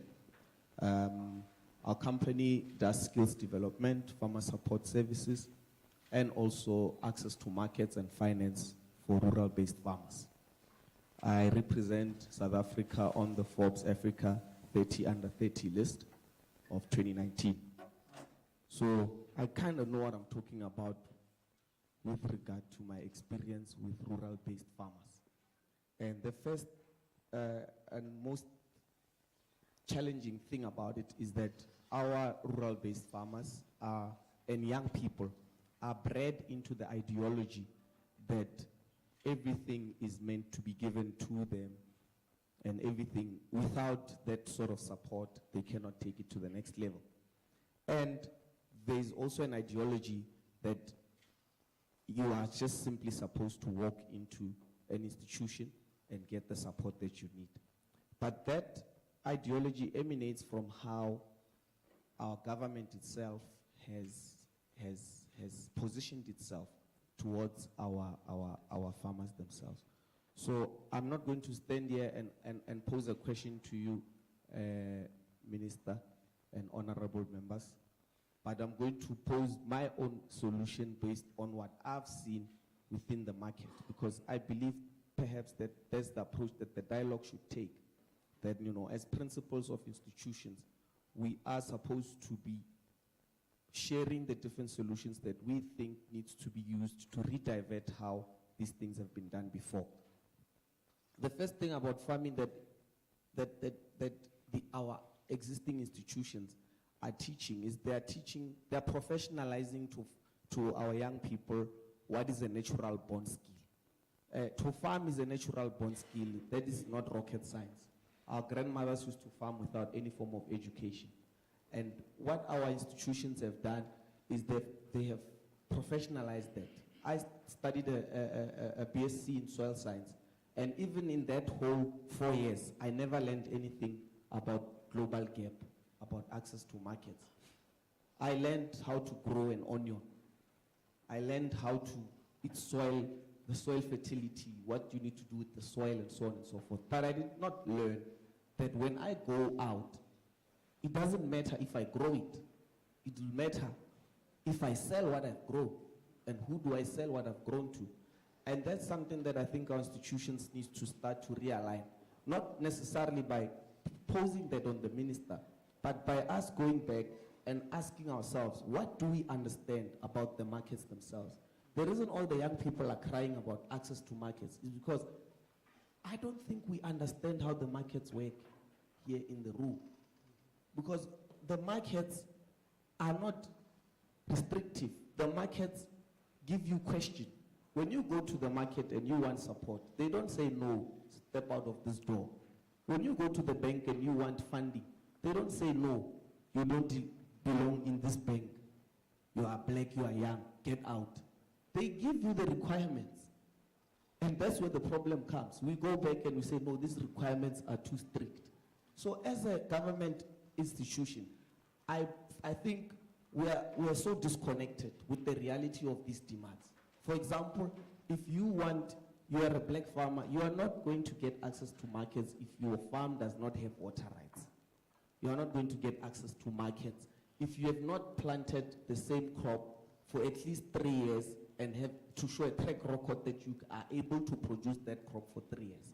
But the government has a revitalization program. They've got Fechatlala initiatives.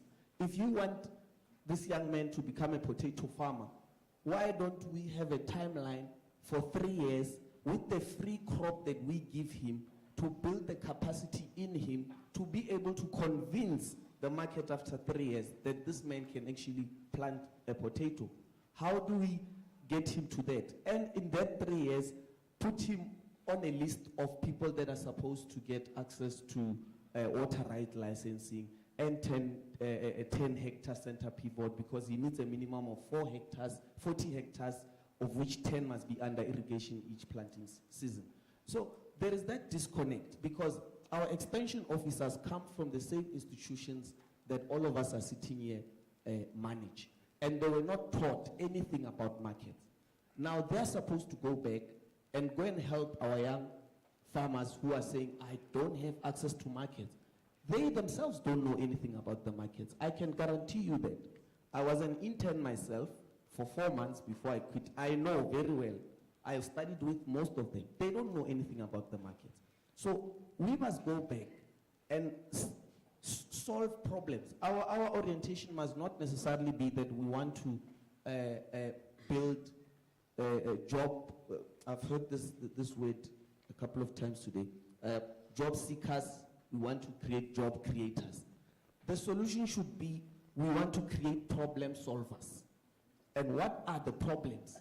Not everybody is going to create jobs. Not everybody has a willingness. It's tough to be an entrepreneur. So we have to get people to solve problems. What are the problems? The problems are that we don't understand the markets. Not that there's no markets. We don't understand them. What's the other problem? We don't understand how to access finance. So how do we educate our people who are currently in these institutions to go back and go out there and help existing farmers and people who are interested in getting into farming to understand that initiative? So the resources are there. The programs are there. I just feel that as they are now, they are not necessarily directly linked to addressing these concerns because of the misunderstanding of the markets and how they operate. Thank you very much. Thank you very much. You have represented the youth quite well, by the way. There were two other themes, and right through as I was taking notes, everybody was cross-referencing right through all the themes. I would like to know from this area whether you would like to have a comment under theme 2, which talks about support towards farmers, whether it's around markets. He has already spoken about markets, financing, extension, whether you have got an issue that you have got to highlight. I know that there was already an issue around triple Ps that were set up there. Those are the two questions that I'm taking. Those would be additional to what we are having, and then I'll take the panel for their comments. In actual fact, I will take Prof, I will take Doc, and Minister would then do the wrap-up in terms of 20 minutes. Dr. Mutet, even behind that mask, I can see you.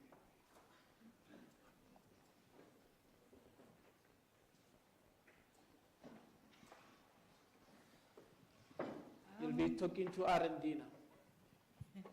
Yes, Chair. Thank you for the opportunity and greetings, Honorable Minister of Dr. Ndisale. So I'll speak on behalf of the ARC just to say a few things about R&D. You already, Dr. Ndisale, made reference to some of the technologies that you have seen at the ARC, which in fact, because one of our mandates is technology transfer. And so perhaps that is part of the contribution that we make as an organization to the entrepreneurship opportunities that the youth would want to explore and exploit.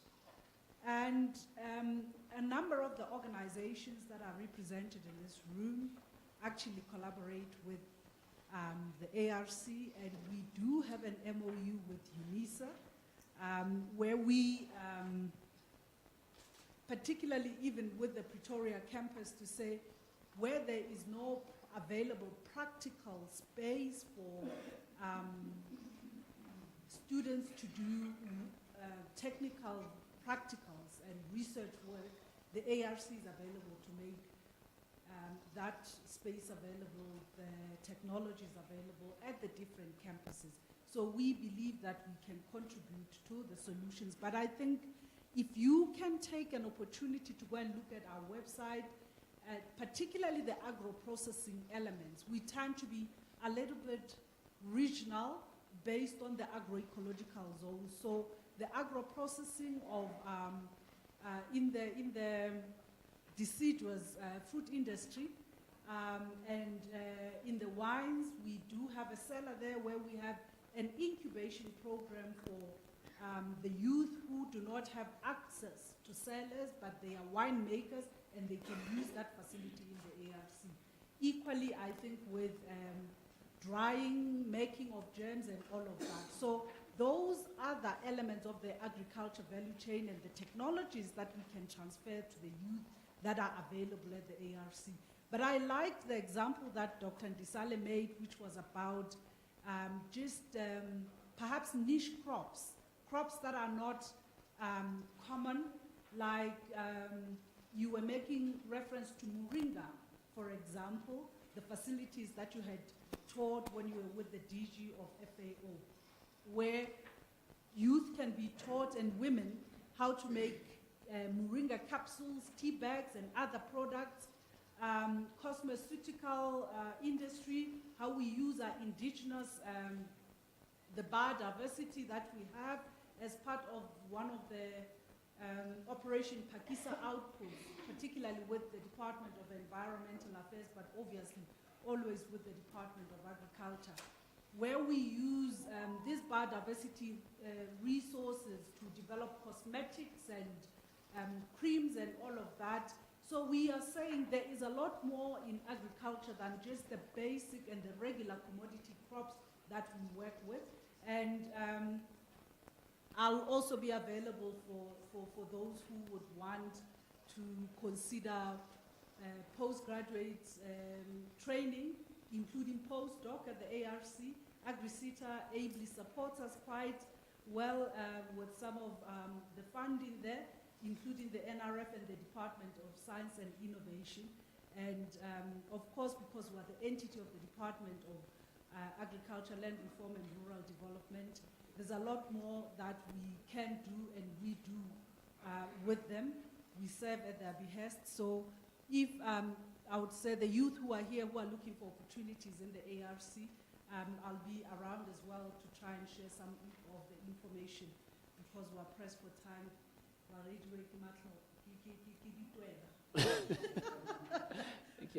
Thank you very much. Thank you very much. I usually say it's going, it's gone. I'm coming. Ndati Mashilwani, raising hands has never been your strong point. Because I didn't see that hand. Thank you, DG.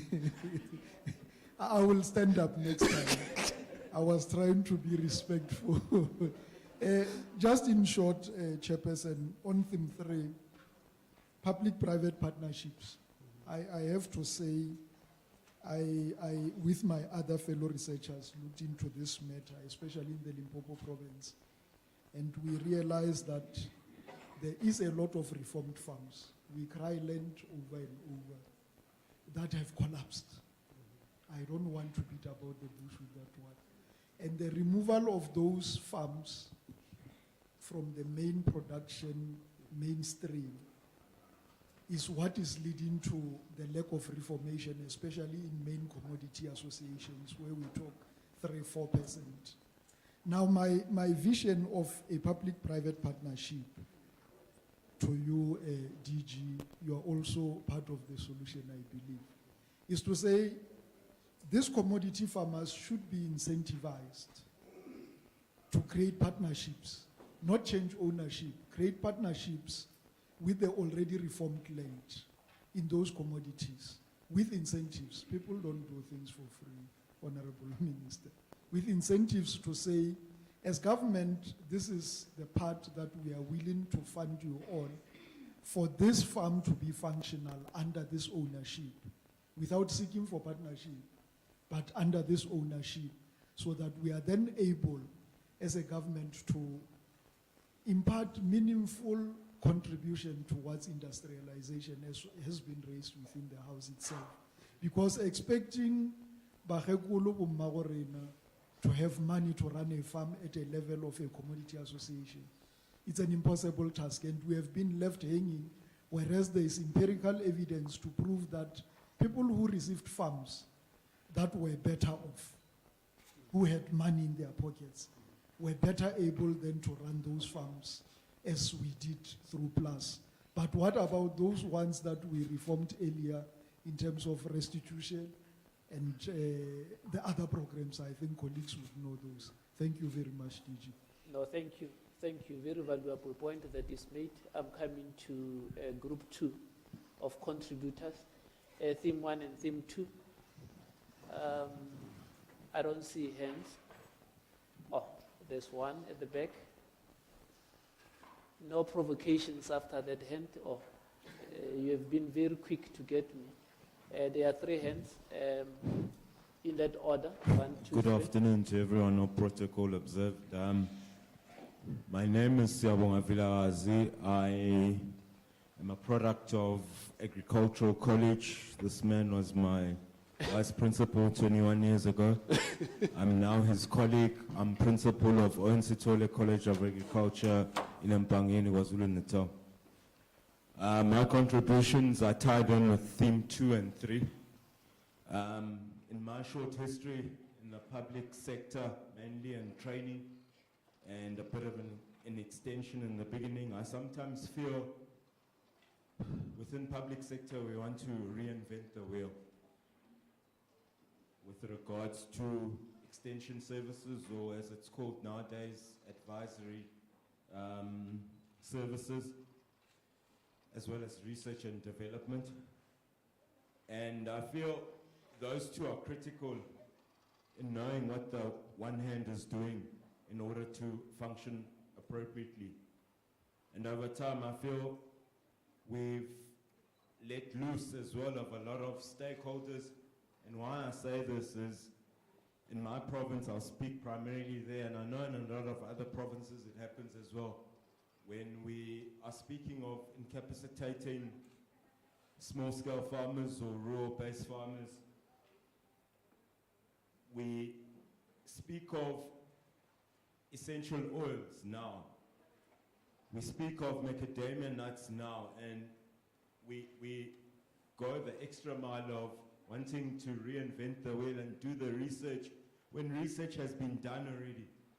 I don't know whether we've lost track or are no longer wanting to work hand in hand with a lot of the people who've done research and development and a lot of the stakeholders, whether it's macadamia SA, whether it's essential oils SA, if there is that sort of stuff. And I feel we spend a lot of money doing research on work which has already been done, and it gets to our farmers 15 years later or 25 years later than it's been researched on, or when the commercial farmers have actually put it in place. And as soon as our small-scale farmers, rural-based farmers get running with essential oils or macadamias, these people are into something else. So we'll keep trying to catch up, but we'll never get there if these three spheres are spoken about don't come back to the same table and speak the same language. Thank you. Thank you very much. It's always good to see a student and a lecturer sitting next to each other. And the viewpoints of what happened in the class and how it has changed to date. Yeah, the next one.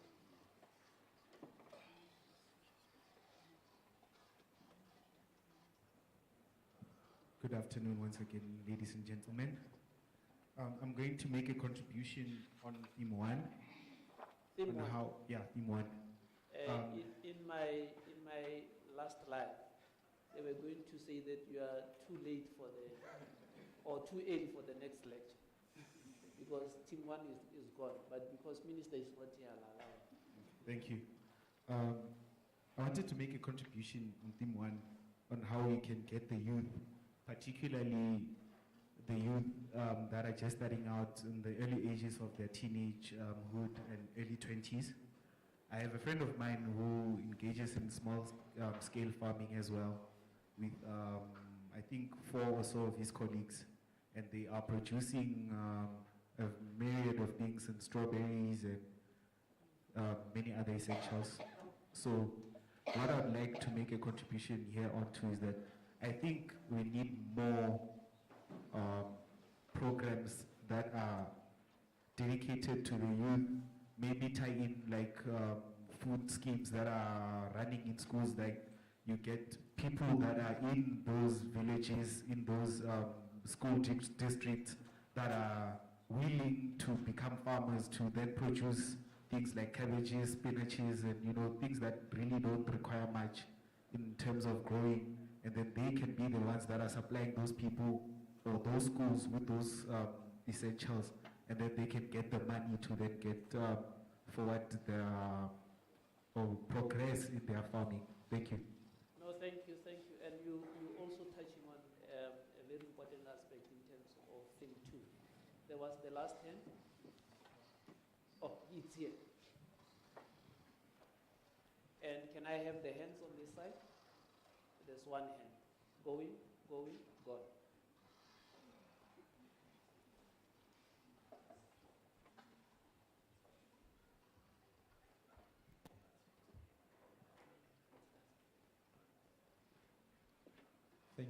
Thank you so much. It's Nico again. I'd just like to comment on theme 2. Just to be brief there, I think what I like more there is the word comprehensive, providing comprehensive assistance. And the way I understand it, once it comes as comprehensive, it means there are different elements that contribute to that. And I think for us to move forward and get the results that we want, we need to look at what makes someone to be successful in farming and make sure that these different sections or items do not operate in silos. And from my experience, I know that for someone to be successful in the farming business, there must be capacity building, or there must be training. That's where the SETAs will come through. But there need to be farmer support. Farmer support, it can be in the form of extension, mentorship, and so on, but where people are visited and given these advices in terms of both production and business. Because sometimes we don't become successful in farming because if the advices are more on the technical part of it and we forget the business aspect of it, you'll find that you can give people seeds, fertilizers, and so on, but next year they'll want the same thing. They'll want, and that will continue like that. But once people start also understanding the business part of it, then that is good. And also the issues of market. I think one colleague here also mentioned that issue. Market is there. Is the only way that is needed is to understand what market wants and be able to access that. And we're talking of all markets. And all markets, because sometimes you tend to think that only so-called formal markets with contracts are the ones that are the real market. And many people that are farming and producing, they're selling in formal market. I mean, we had some farmers that we were supporting and we were promoting, get into market contracts, supply this and this. And they say, look, when we supply those formal markets, a 10 kg butternut, you know, they want it for 25 rand. Then they'll go and sell it for 60 or whatever. But when people come and buy in the farm, they buy for 45 rand. Should we say, no, go for formal market? No, it does not work like that. So every situation, but they need to be trained and understand in terms of that. And also there in that theme, you talk of development finance. Obviously, when people need to start, they will need that support. I mean, for example, as Butle at the moment, we've got almost 120 youth that we have targeted in Mpumalanga, where we are partnering with SASO to train those people, mentor them, and give them startup finances for them to be able to do that. And by working with different partners in terms of that is the easiest way to develop this. Private companies alone can't do it. Government alone can't do it, but if we work together, I think the results will be quicker than what's happening now. Thank you. Thank you very much. I think you are also bringing into the academia the inverse of it, because when you talk about markets, most of the time, there's this relationship value that we place in terms of the formal market. And most of our farmers will tell you that the informal market is where they make their money. And I think we need to also go into that research and see what this informal market offers, especially in terms of the current way that marketing is done, because that's not captured mostly by those in the academy. That's the last speaker, yes? No, this is the last speaker.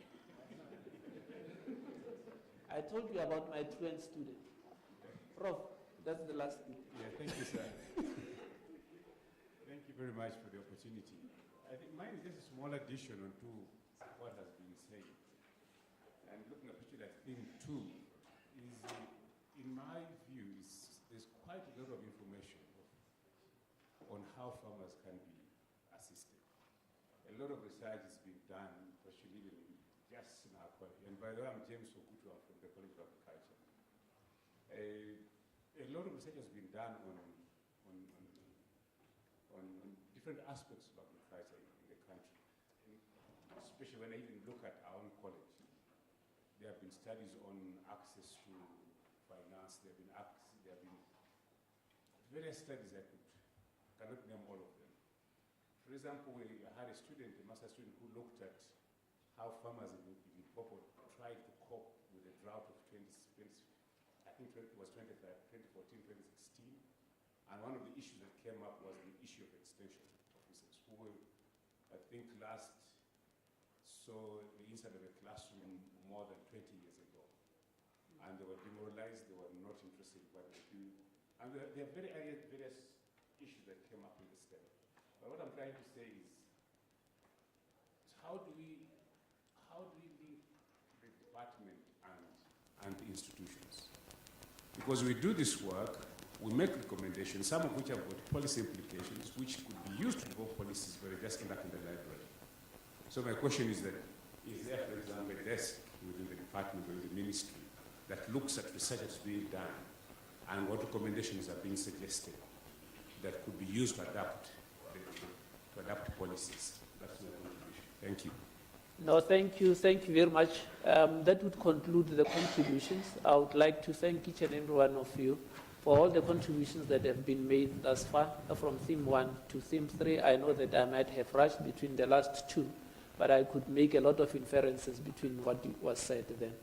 Minister, the last point was for you to also make your observations and respond to the issues that are here. But your panelists are pining for the mic. I'll give each of them two minutes. My colleague, Mr. Kobokwe, introduced me to that work, pining.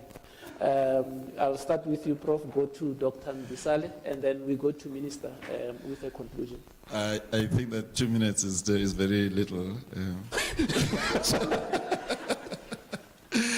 Well, first of all, I just wanted to talk about, I forgot your name, the NGO. Yes. Buhle. Yeah. So I was impressed by what you said, because the mentorship program that you gave, I see that it could be very useful to us as a university. And not just in our activities in experimental farms, but generally in terms of reconfiguring the mindset of our students in the area, in the college, in the area of agriculture. Maybe also in other areas, really, because it's not only agriculture where we want entrepreneurship. So I think that you and I should talk after this. I just wanted also to, because a lot has been said here about what needs to be done, on the ground in terms of agriculture. But as a university, I just want to let us know that we are also interested in the high-end areas where young people can contribute. In the area of innovation particularly, it's very important for our young people, again, not to just think about getting master's degrees and doctoral degrees in order to go and get employed in another university or something and continue with research that is just for publication. Innovation is very important. There are many opportunities for innovation in South Africa. There's a lot of crop improvement that can be done. But you see, for us to get into those areas, we need very close partnership with industry, because we need to know what industry wants, what they are interested in. Crop improvement, and not just for new varieties. We've got wines, we've got all sorts of things that are happening in the country. We are endowed with great natural resources, which need improvement, obviously. We talked a lot about agro-processing. One of the key things that are important in agro-processing in modern times is biocatalysis. And I think that our young people in the high end of education sphere should be thinking about those things, because in biocatalysis, it's not only intellectual property that comes up, it improves a lot of new ways of making products from raw material. And I think that there's great opportunities for them. The colleague from the CETA mentioned about the partnerships with TVET, and I agree fully with that. In fact, at the beginning of I think it was in February, we visited Northwest Orbit College, and we are working on a memorandum of understanding there for training of their students and our students using the facilities there, because their facilities are also very close to critical ARC facilities in that area. And we see a lot of good working together there. So I absolutely agree with you that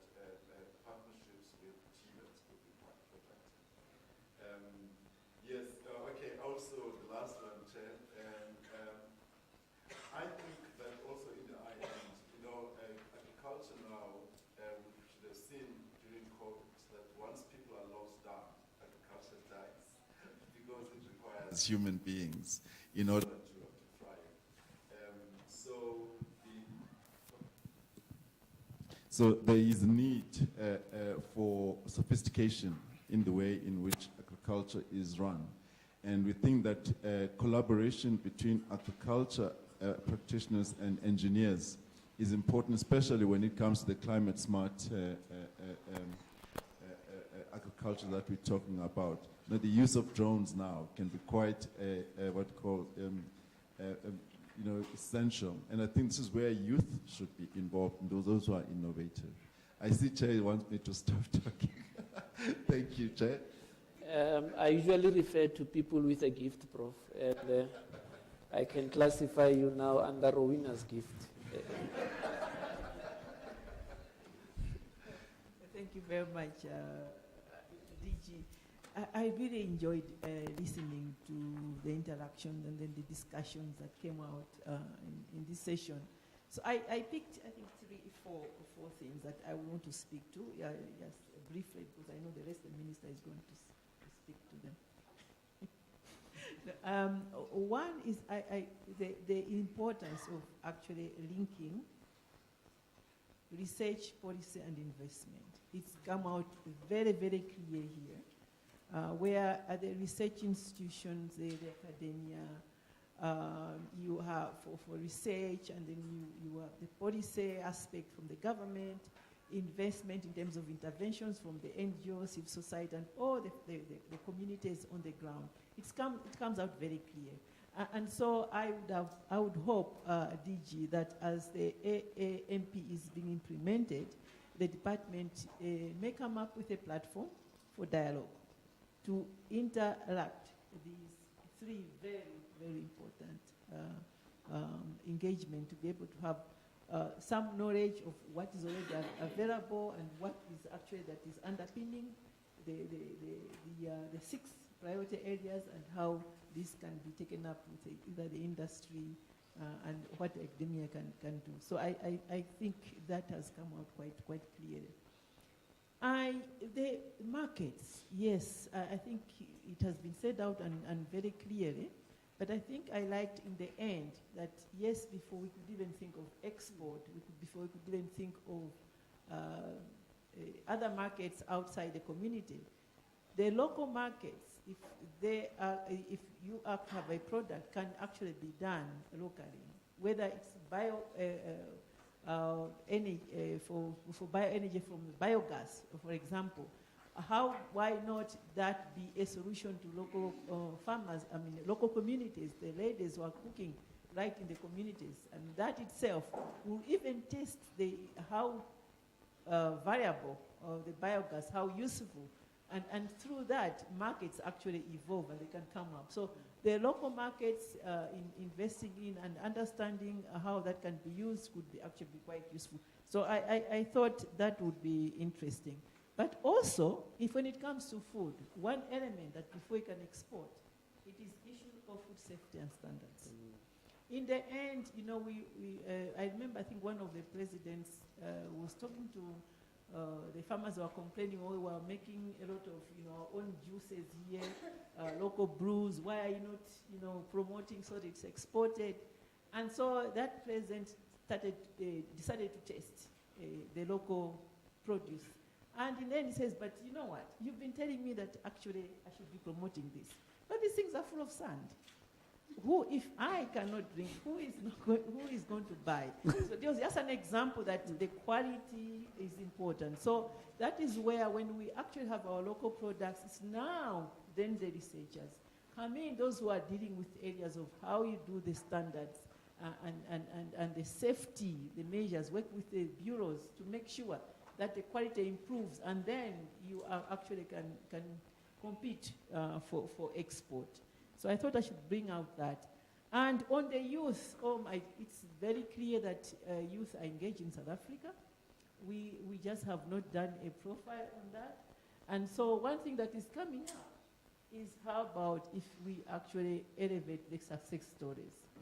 And who can do that? I think the government working with the research institutions can actually, because the good at research can actually bring up who are the youth farmers in South Africa, in different provinces. But how do we do that? I'm glad that the department is starting to do that, the integrated information system. In other countries, they have farmers registry, but I use the old knowledge where you have the e-voucher. You have everything's on the dashboard. You know every corner of a farmer, including a youth, what type of support system is available, where and what are possible markets. So if the department, I'm glad they're thinking of that, I hope with the province to come up with an information system, then it will be easier for us to know where and who are the youth, how is doing what. So I thought if the AAMP would do that, and I'm not going to go further because I know that my 2 minutes was long time up. I know how you're working. Thank you very much, Doc. Minister, over to you. You have been given time to respond to the that have been raised. Thank you. Mine is actually very short, DG. I don't think there's necessity to respond. I think in the framing of this engagement was that this is a dialogue, not a question and answer. I got surprised, DG, when you put us on the spot and put us here. What was our role? Because I thought this would be a dialogue among the stakeholders that are here. Maybe what I can say is a takeaway. Colleague from Dompisilica said you want to put an elephant in the room, and I thought we had already put that elephant in the room.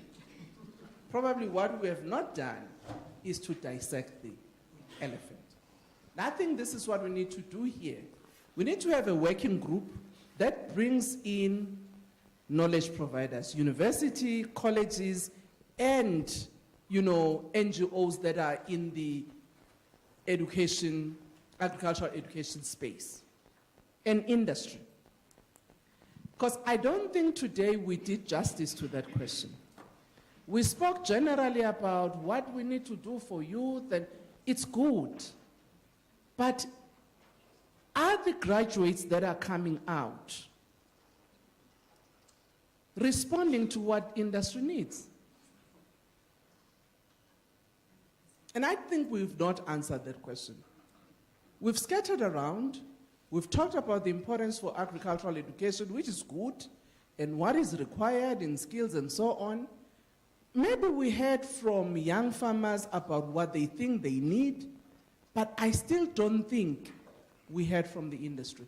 Citrus growers are here, but again, they raised the issue about ERRP and its alignment with AMMP. They did not say from where they sit as citrus growers of South Africa and the citrus industry as a whole. Do they actually think what is coming out from colleges and universities respond to what they have to contend with on a daily basis? In the citrus industry, one of the challenges in terms of the markets that we face internationally, it's quote unquote the black spots. We dabble with it in the department trying to fight that this is not scientific, it's non-tariff barriers, whatever it is. But from our researchers, have we made a serious argument to actually say, how do we deal with these issues that impede trade? So for me, the elephant in the room, it's there, we know it, but we have not dissected it. My brother there said, 4 years trained in soil science, yes, it helped me, good, but it was not enough.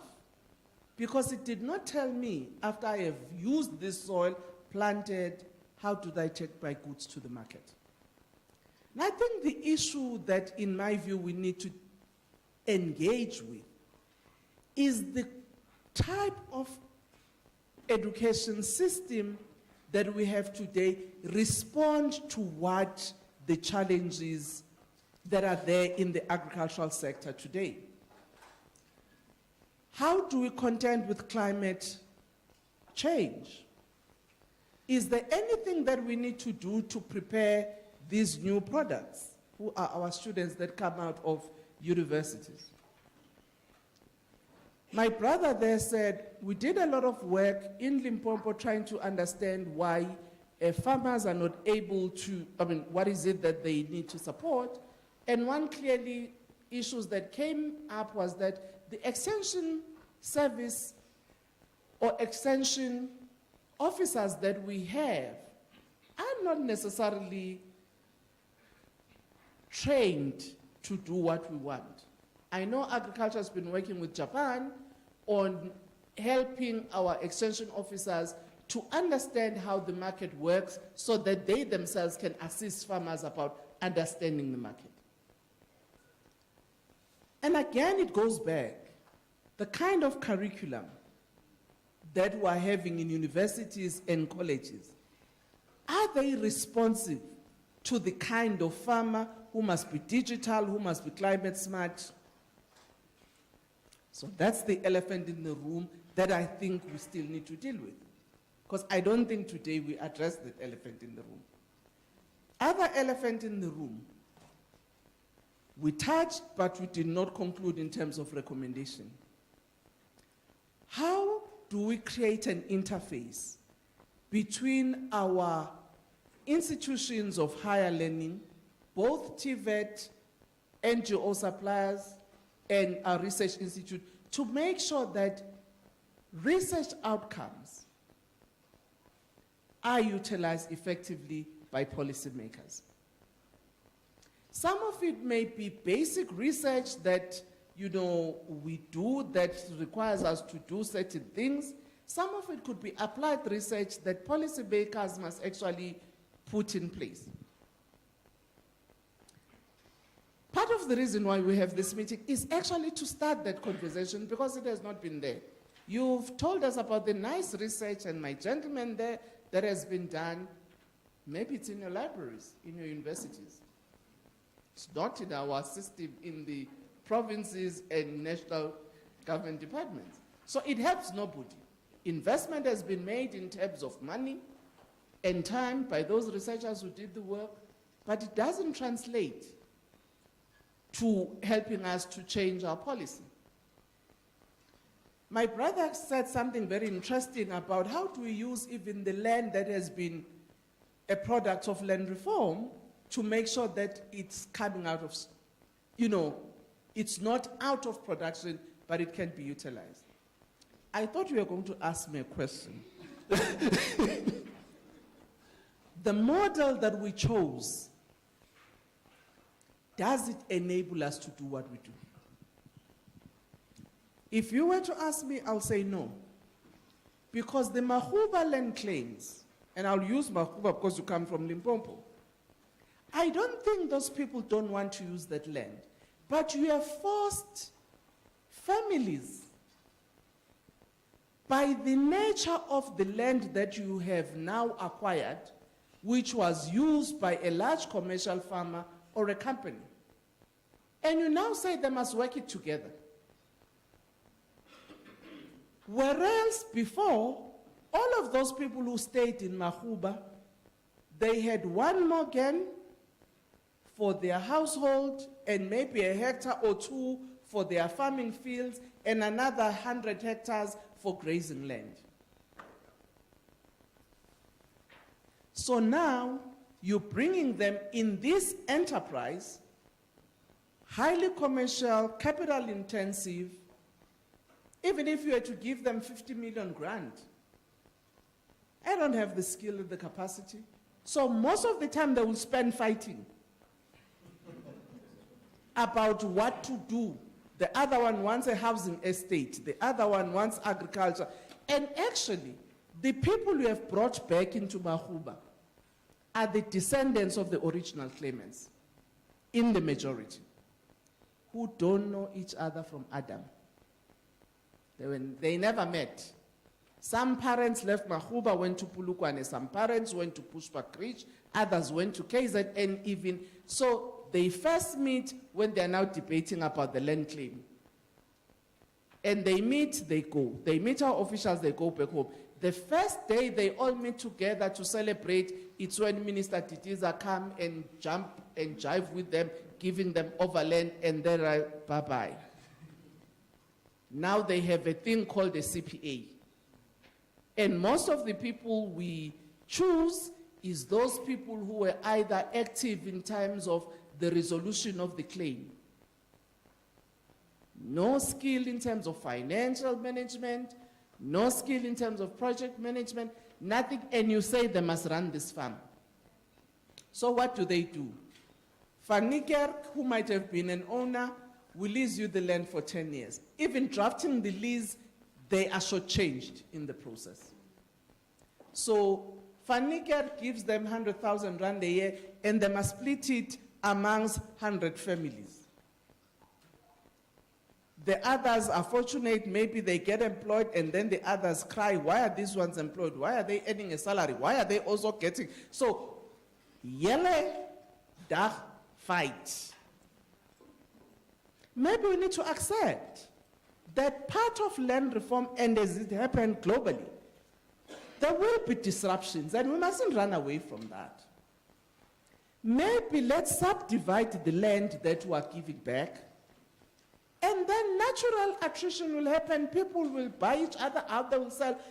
But you have not forced people into an agricultural economy that they are not used to. I thought that's the elephant in the room you're going to raise. Similarly with government lease farms, I thought that was another elephant we're going to use. People come, apply for land, we say to them there's no land, we don't keep a database. Another one comes next year, or maybe fortunately you then get the land. But we then look, I don't know what criteria they use, and then they say, yeah, we're going to give you 200, and you are going to give 500, and you're going to 700. It's one big 1,000 hectares, not subdivided, not enough infrastructure, and we expect you to flourish.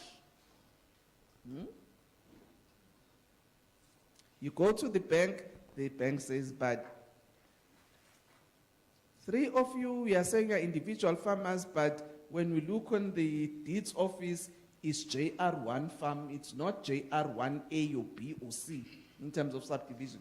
So I'm just saying that some of the issues that are elephants in the room, it's about that. So I'm just proposing, DG, I said I'm not going to answer.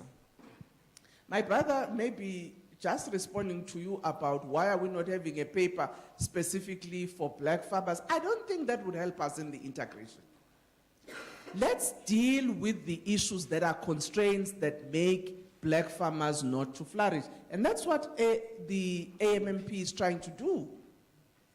But to actually have a separate document for this one, I don't think will actually help us to build an inclusive sector. But let's confront the issues to say, what enablers do you need for a Togo who does not have an asset base which will enable her or him to get access to funding?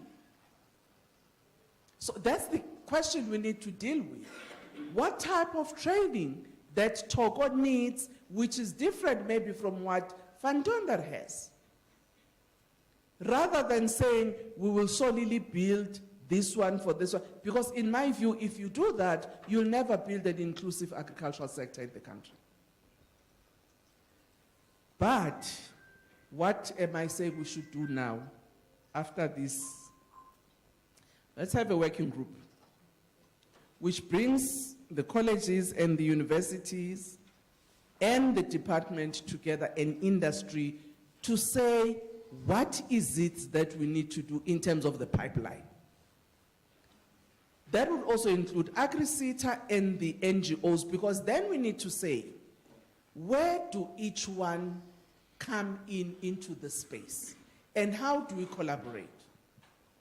Because I also don't want us to only focus on practical training without high-end agricultural education, because you do need both. Otherwise, who will be your innovators if you say all of us must be taught practicals? So we need to appreciate that There must be a continuum where you enable us with practical education, where you have your theory and practice, maybe more theory on others, and so on and so on. But let's respond to our challenge. We said our challenge is poverty, underdevelopment, and unemployment. How do we answer these questions as knowledge producers working with government and the industry? One of the issues Rowena said earlier when she made a presentation, how do we as universities and colleges and other providers who are at the civil society level have programs that build capacity of those who are already in the system? By the time I was born, there was no cell phone. There was no computer. We used to have a typewriter. Abanye bendu, they don't know it. When we said we started from a telegram and we went to a telefax where when you type, there was this long belt and then you had to position it so that the message can come clear on the other side. Now you expect me to actually know how I can utilize this cell phone in a sophisticated manner without being trained? No. So we cannot say because people are working in government, and even us who are providers of education do not need refresher programs to help us to actually adapt to the new environment and what it demands. So how do you package Unisa, Potchefstroom, Tompisilica, UKZN, and Unisa? Programs that would actually ensure that my staff can go in your program 1 week a block per month for 6 months in understanding the new curriculum. But also, how do we enable these officials of government to undertake research? From where I sit, we should be able to have an arrangement or an engagement with government, because some of these officials in their day-to-day practice meet certain dynamics that they may be able, if they were to be assisted with tools to undertake research and publish, will be able to feed on the university institutes and colleges. We need to find a way in which we have a revolving door that also keep our officials on their toes in terms of knowledge production.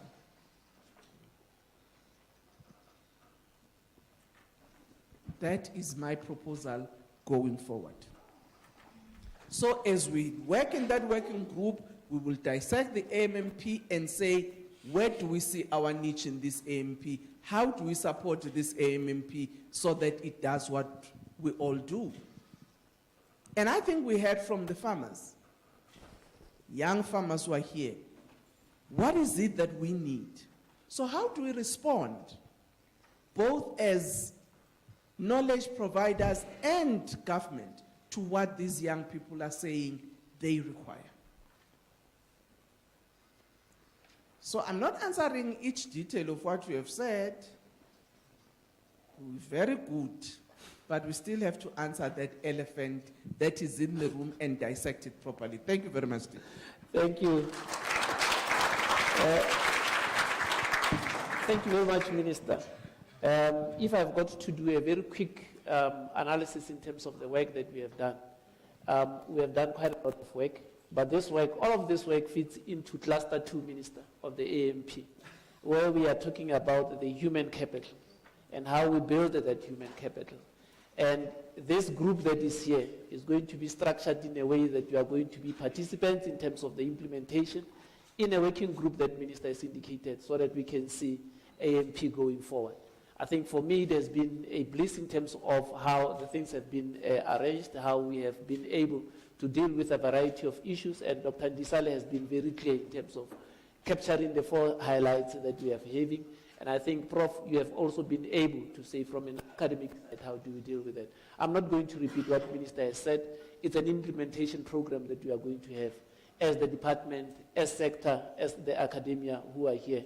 And from here onwards, I think the dean of the colleges of agriculture, the deans of different faculties of agriculture, the work is cut out in terms of the work that you are going to have. All the CEOs of the different sector institutions that are here, from Citrus, from Butle, are going to be involved in terms of the work that we are going to do. And together, we will be able to then craft what is needed for our sector to go forward, something that is a strategic fit in terms of the work that needs to be done for the sector. With that, I would like to invite DDG Nasele Mehlomakulu to thank you for being here. I know him to be a man of brevity, and I hope that he does not disappoint me today.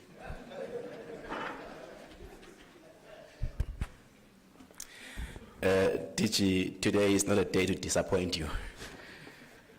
I stand here for a very, very simple task, but a task that is rooted in scripture, DG.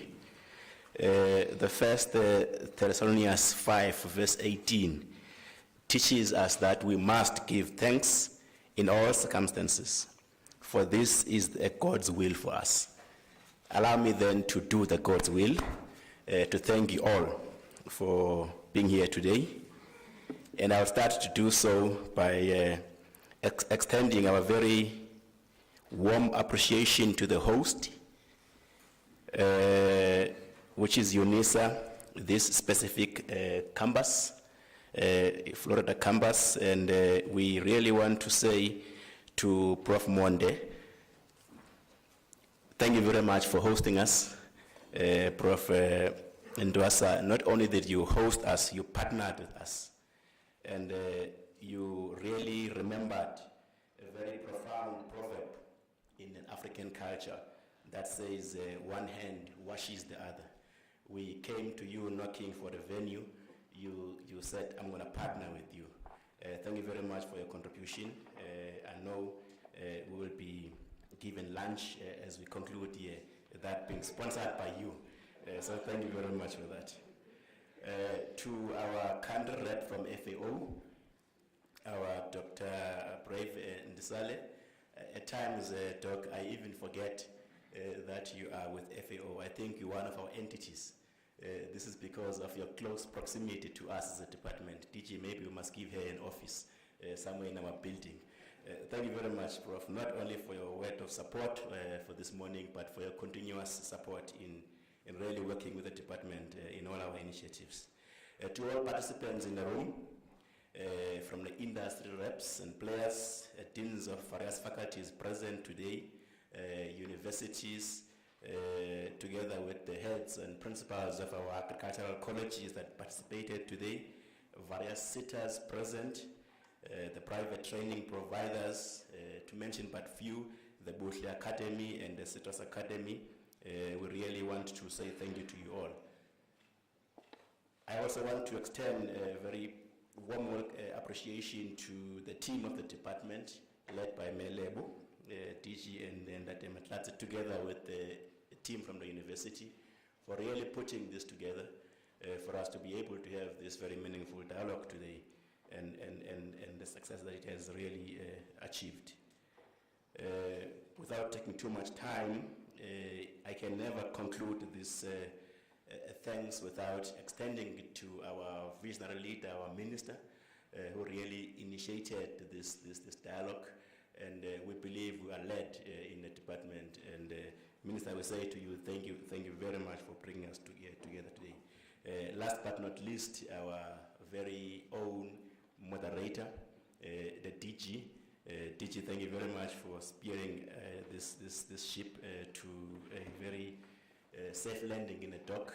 We believe we had a very good session this morning, and we really are beginning to shape the sector and ensure that the future is bright.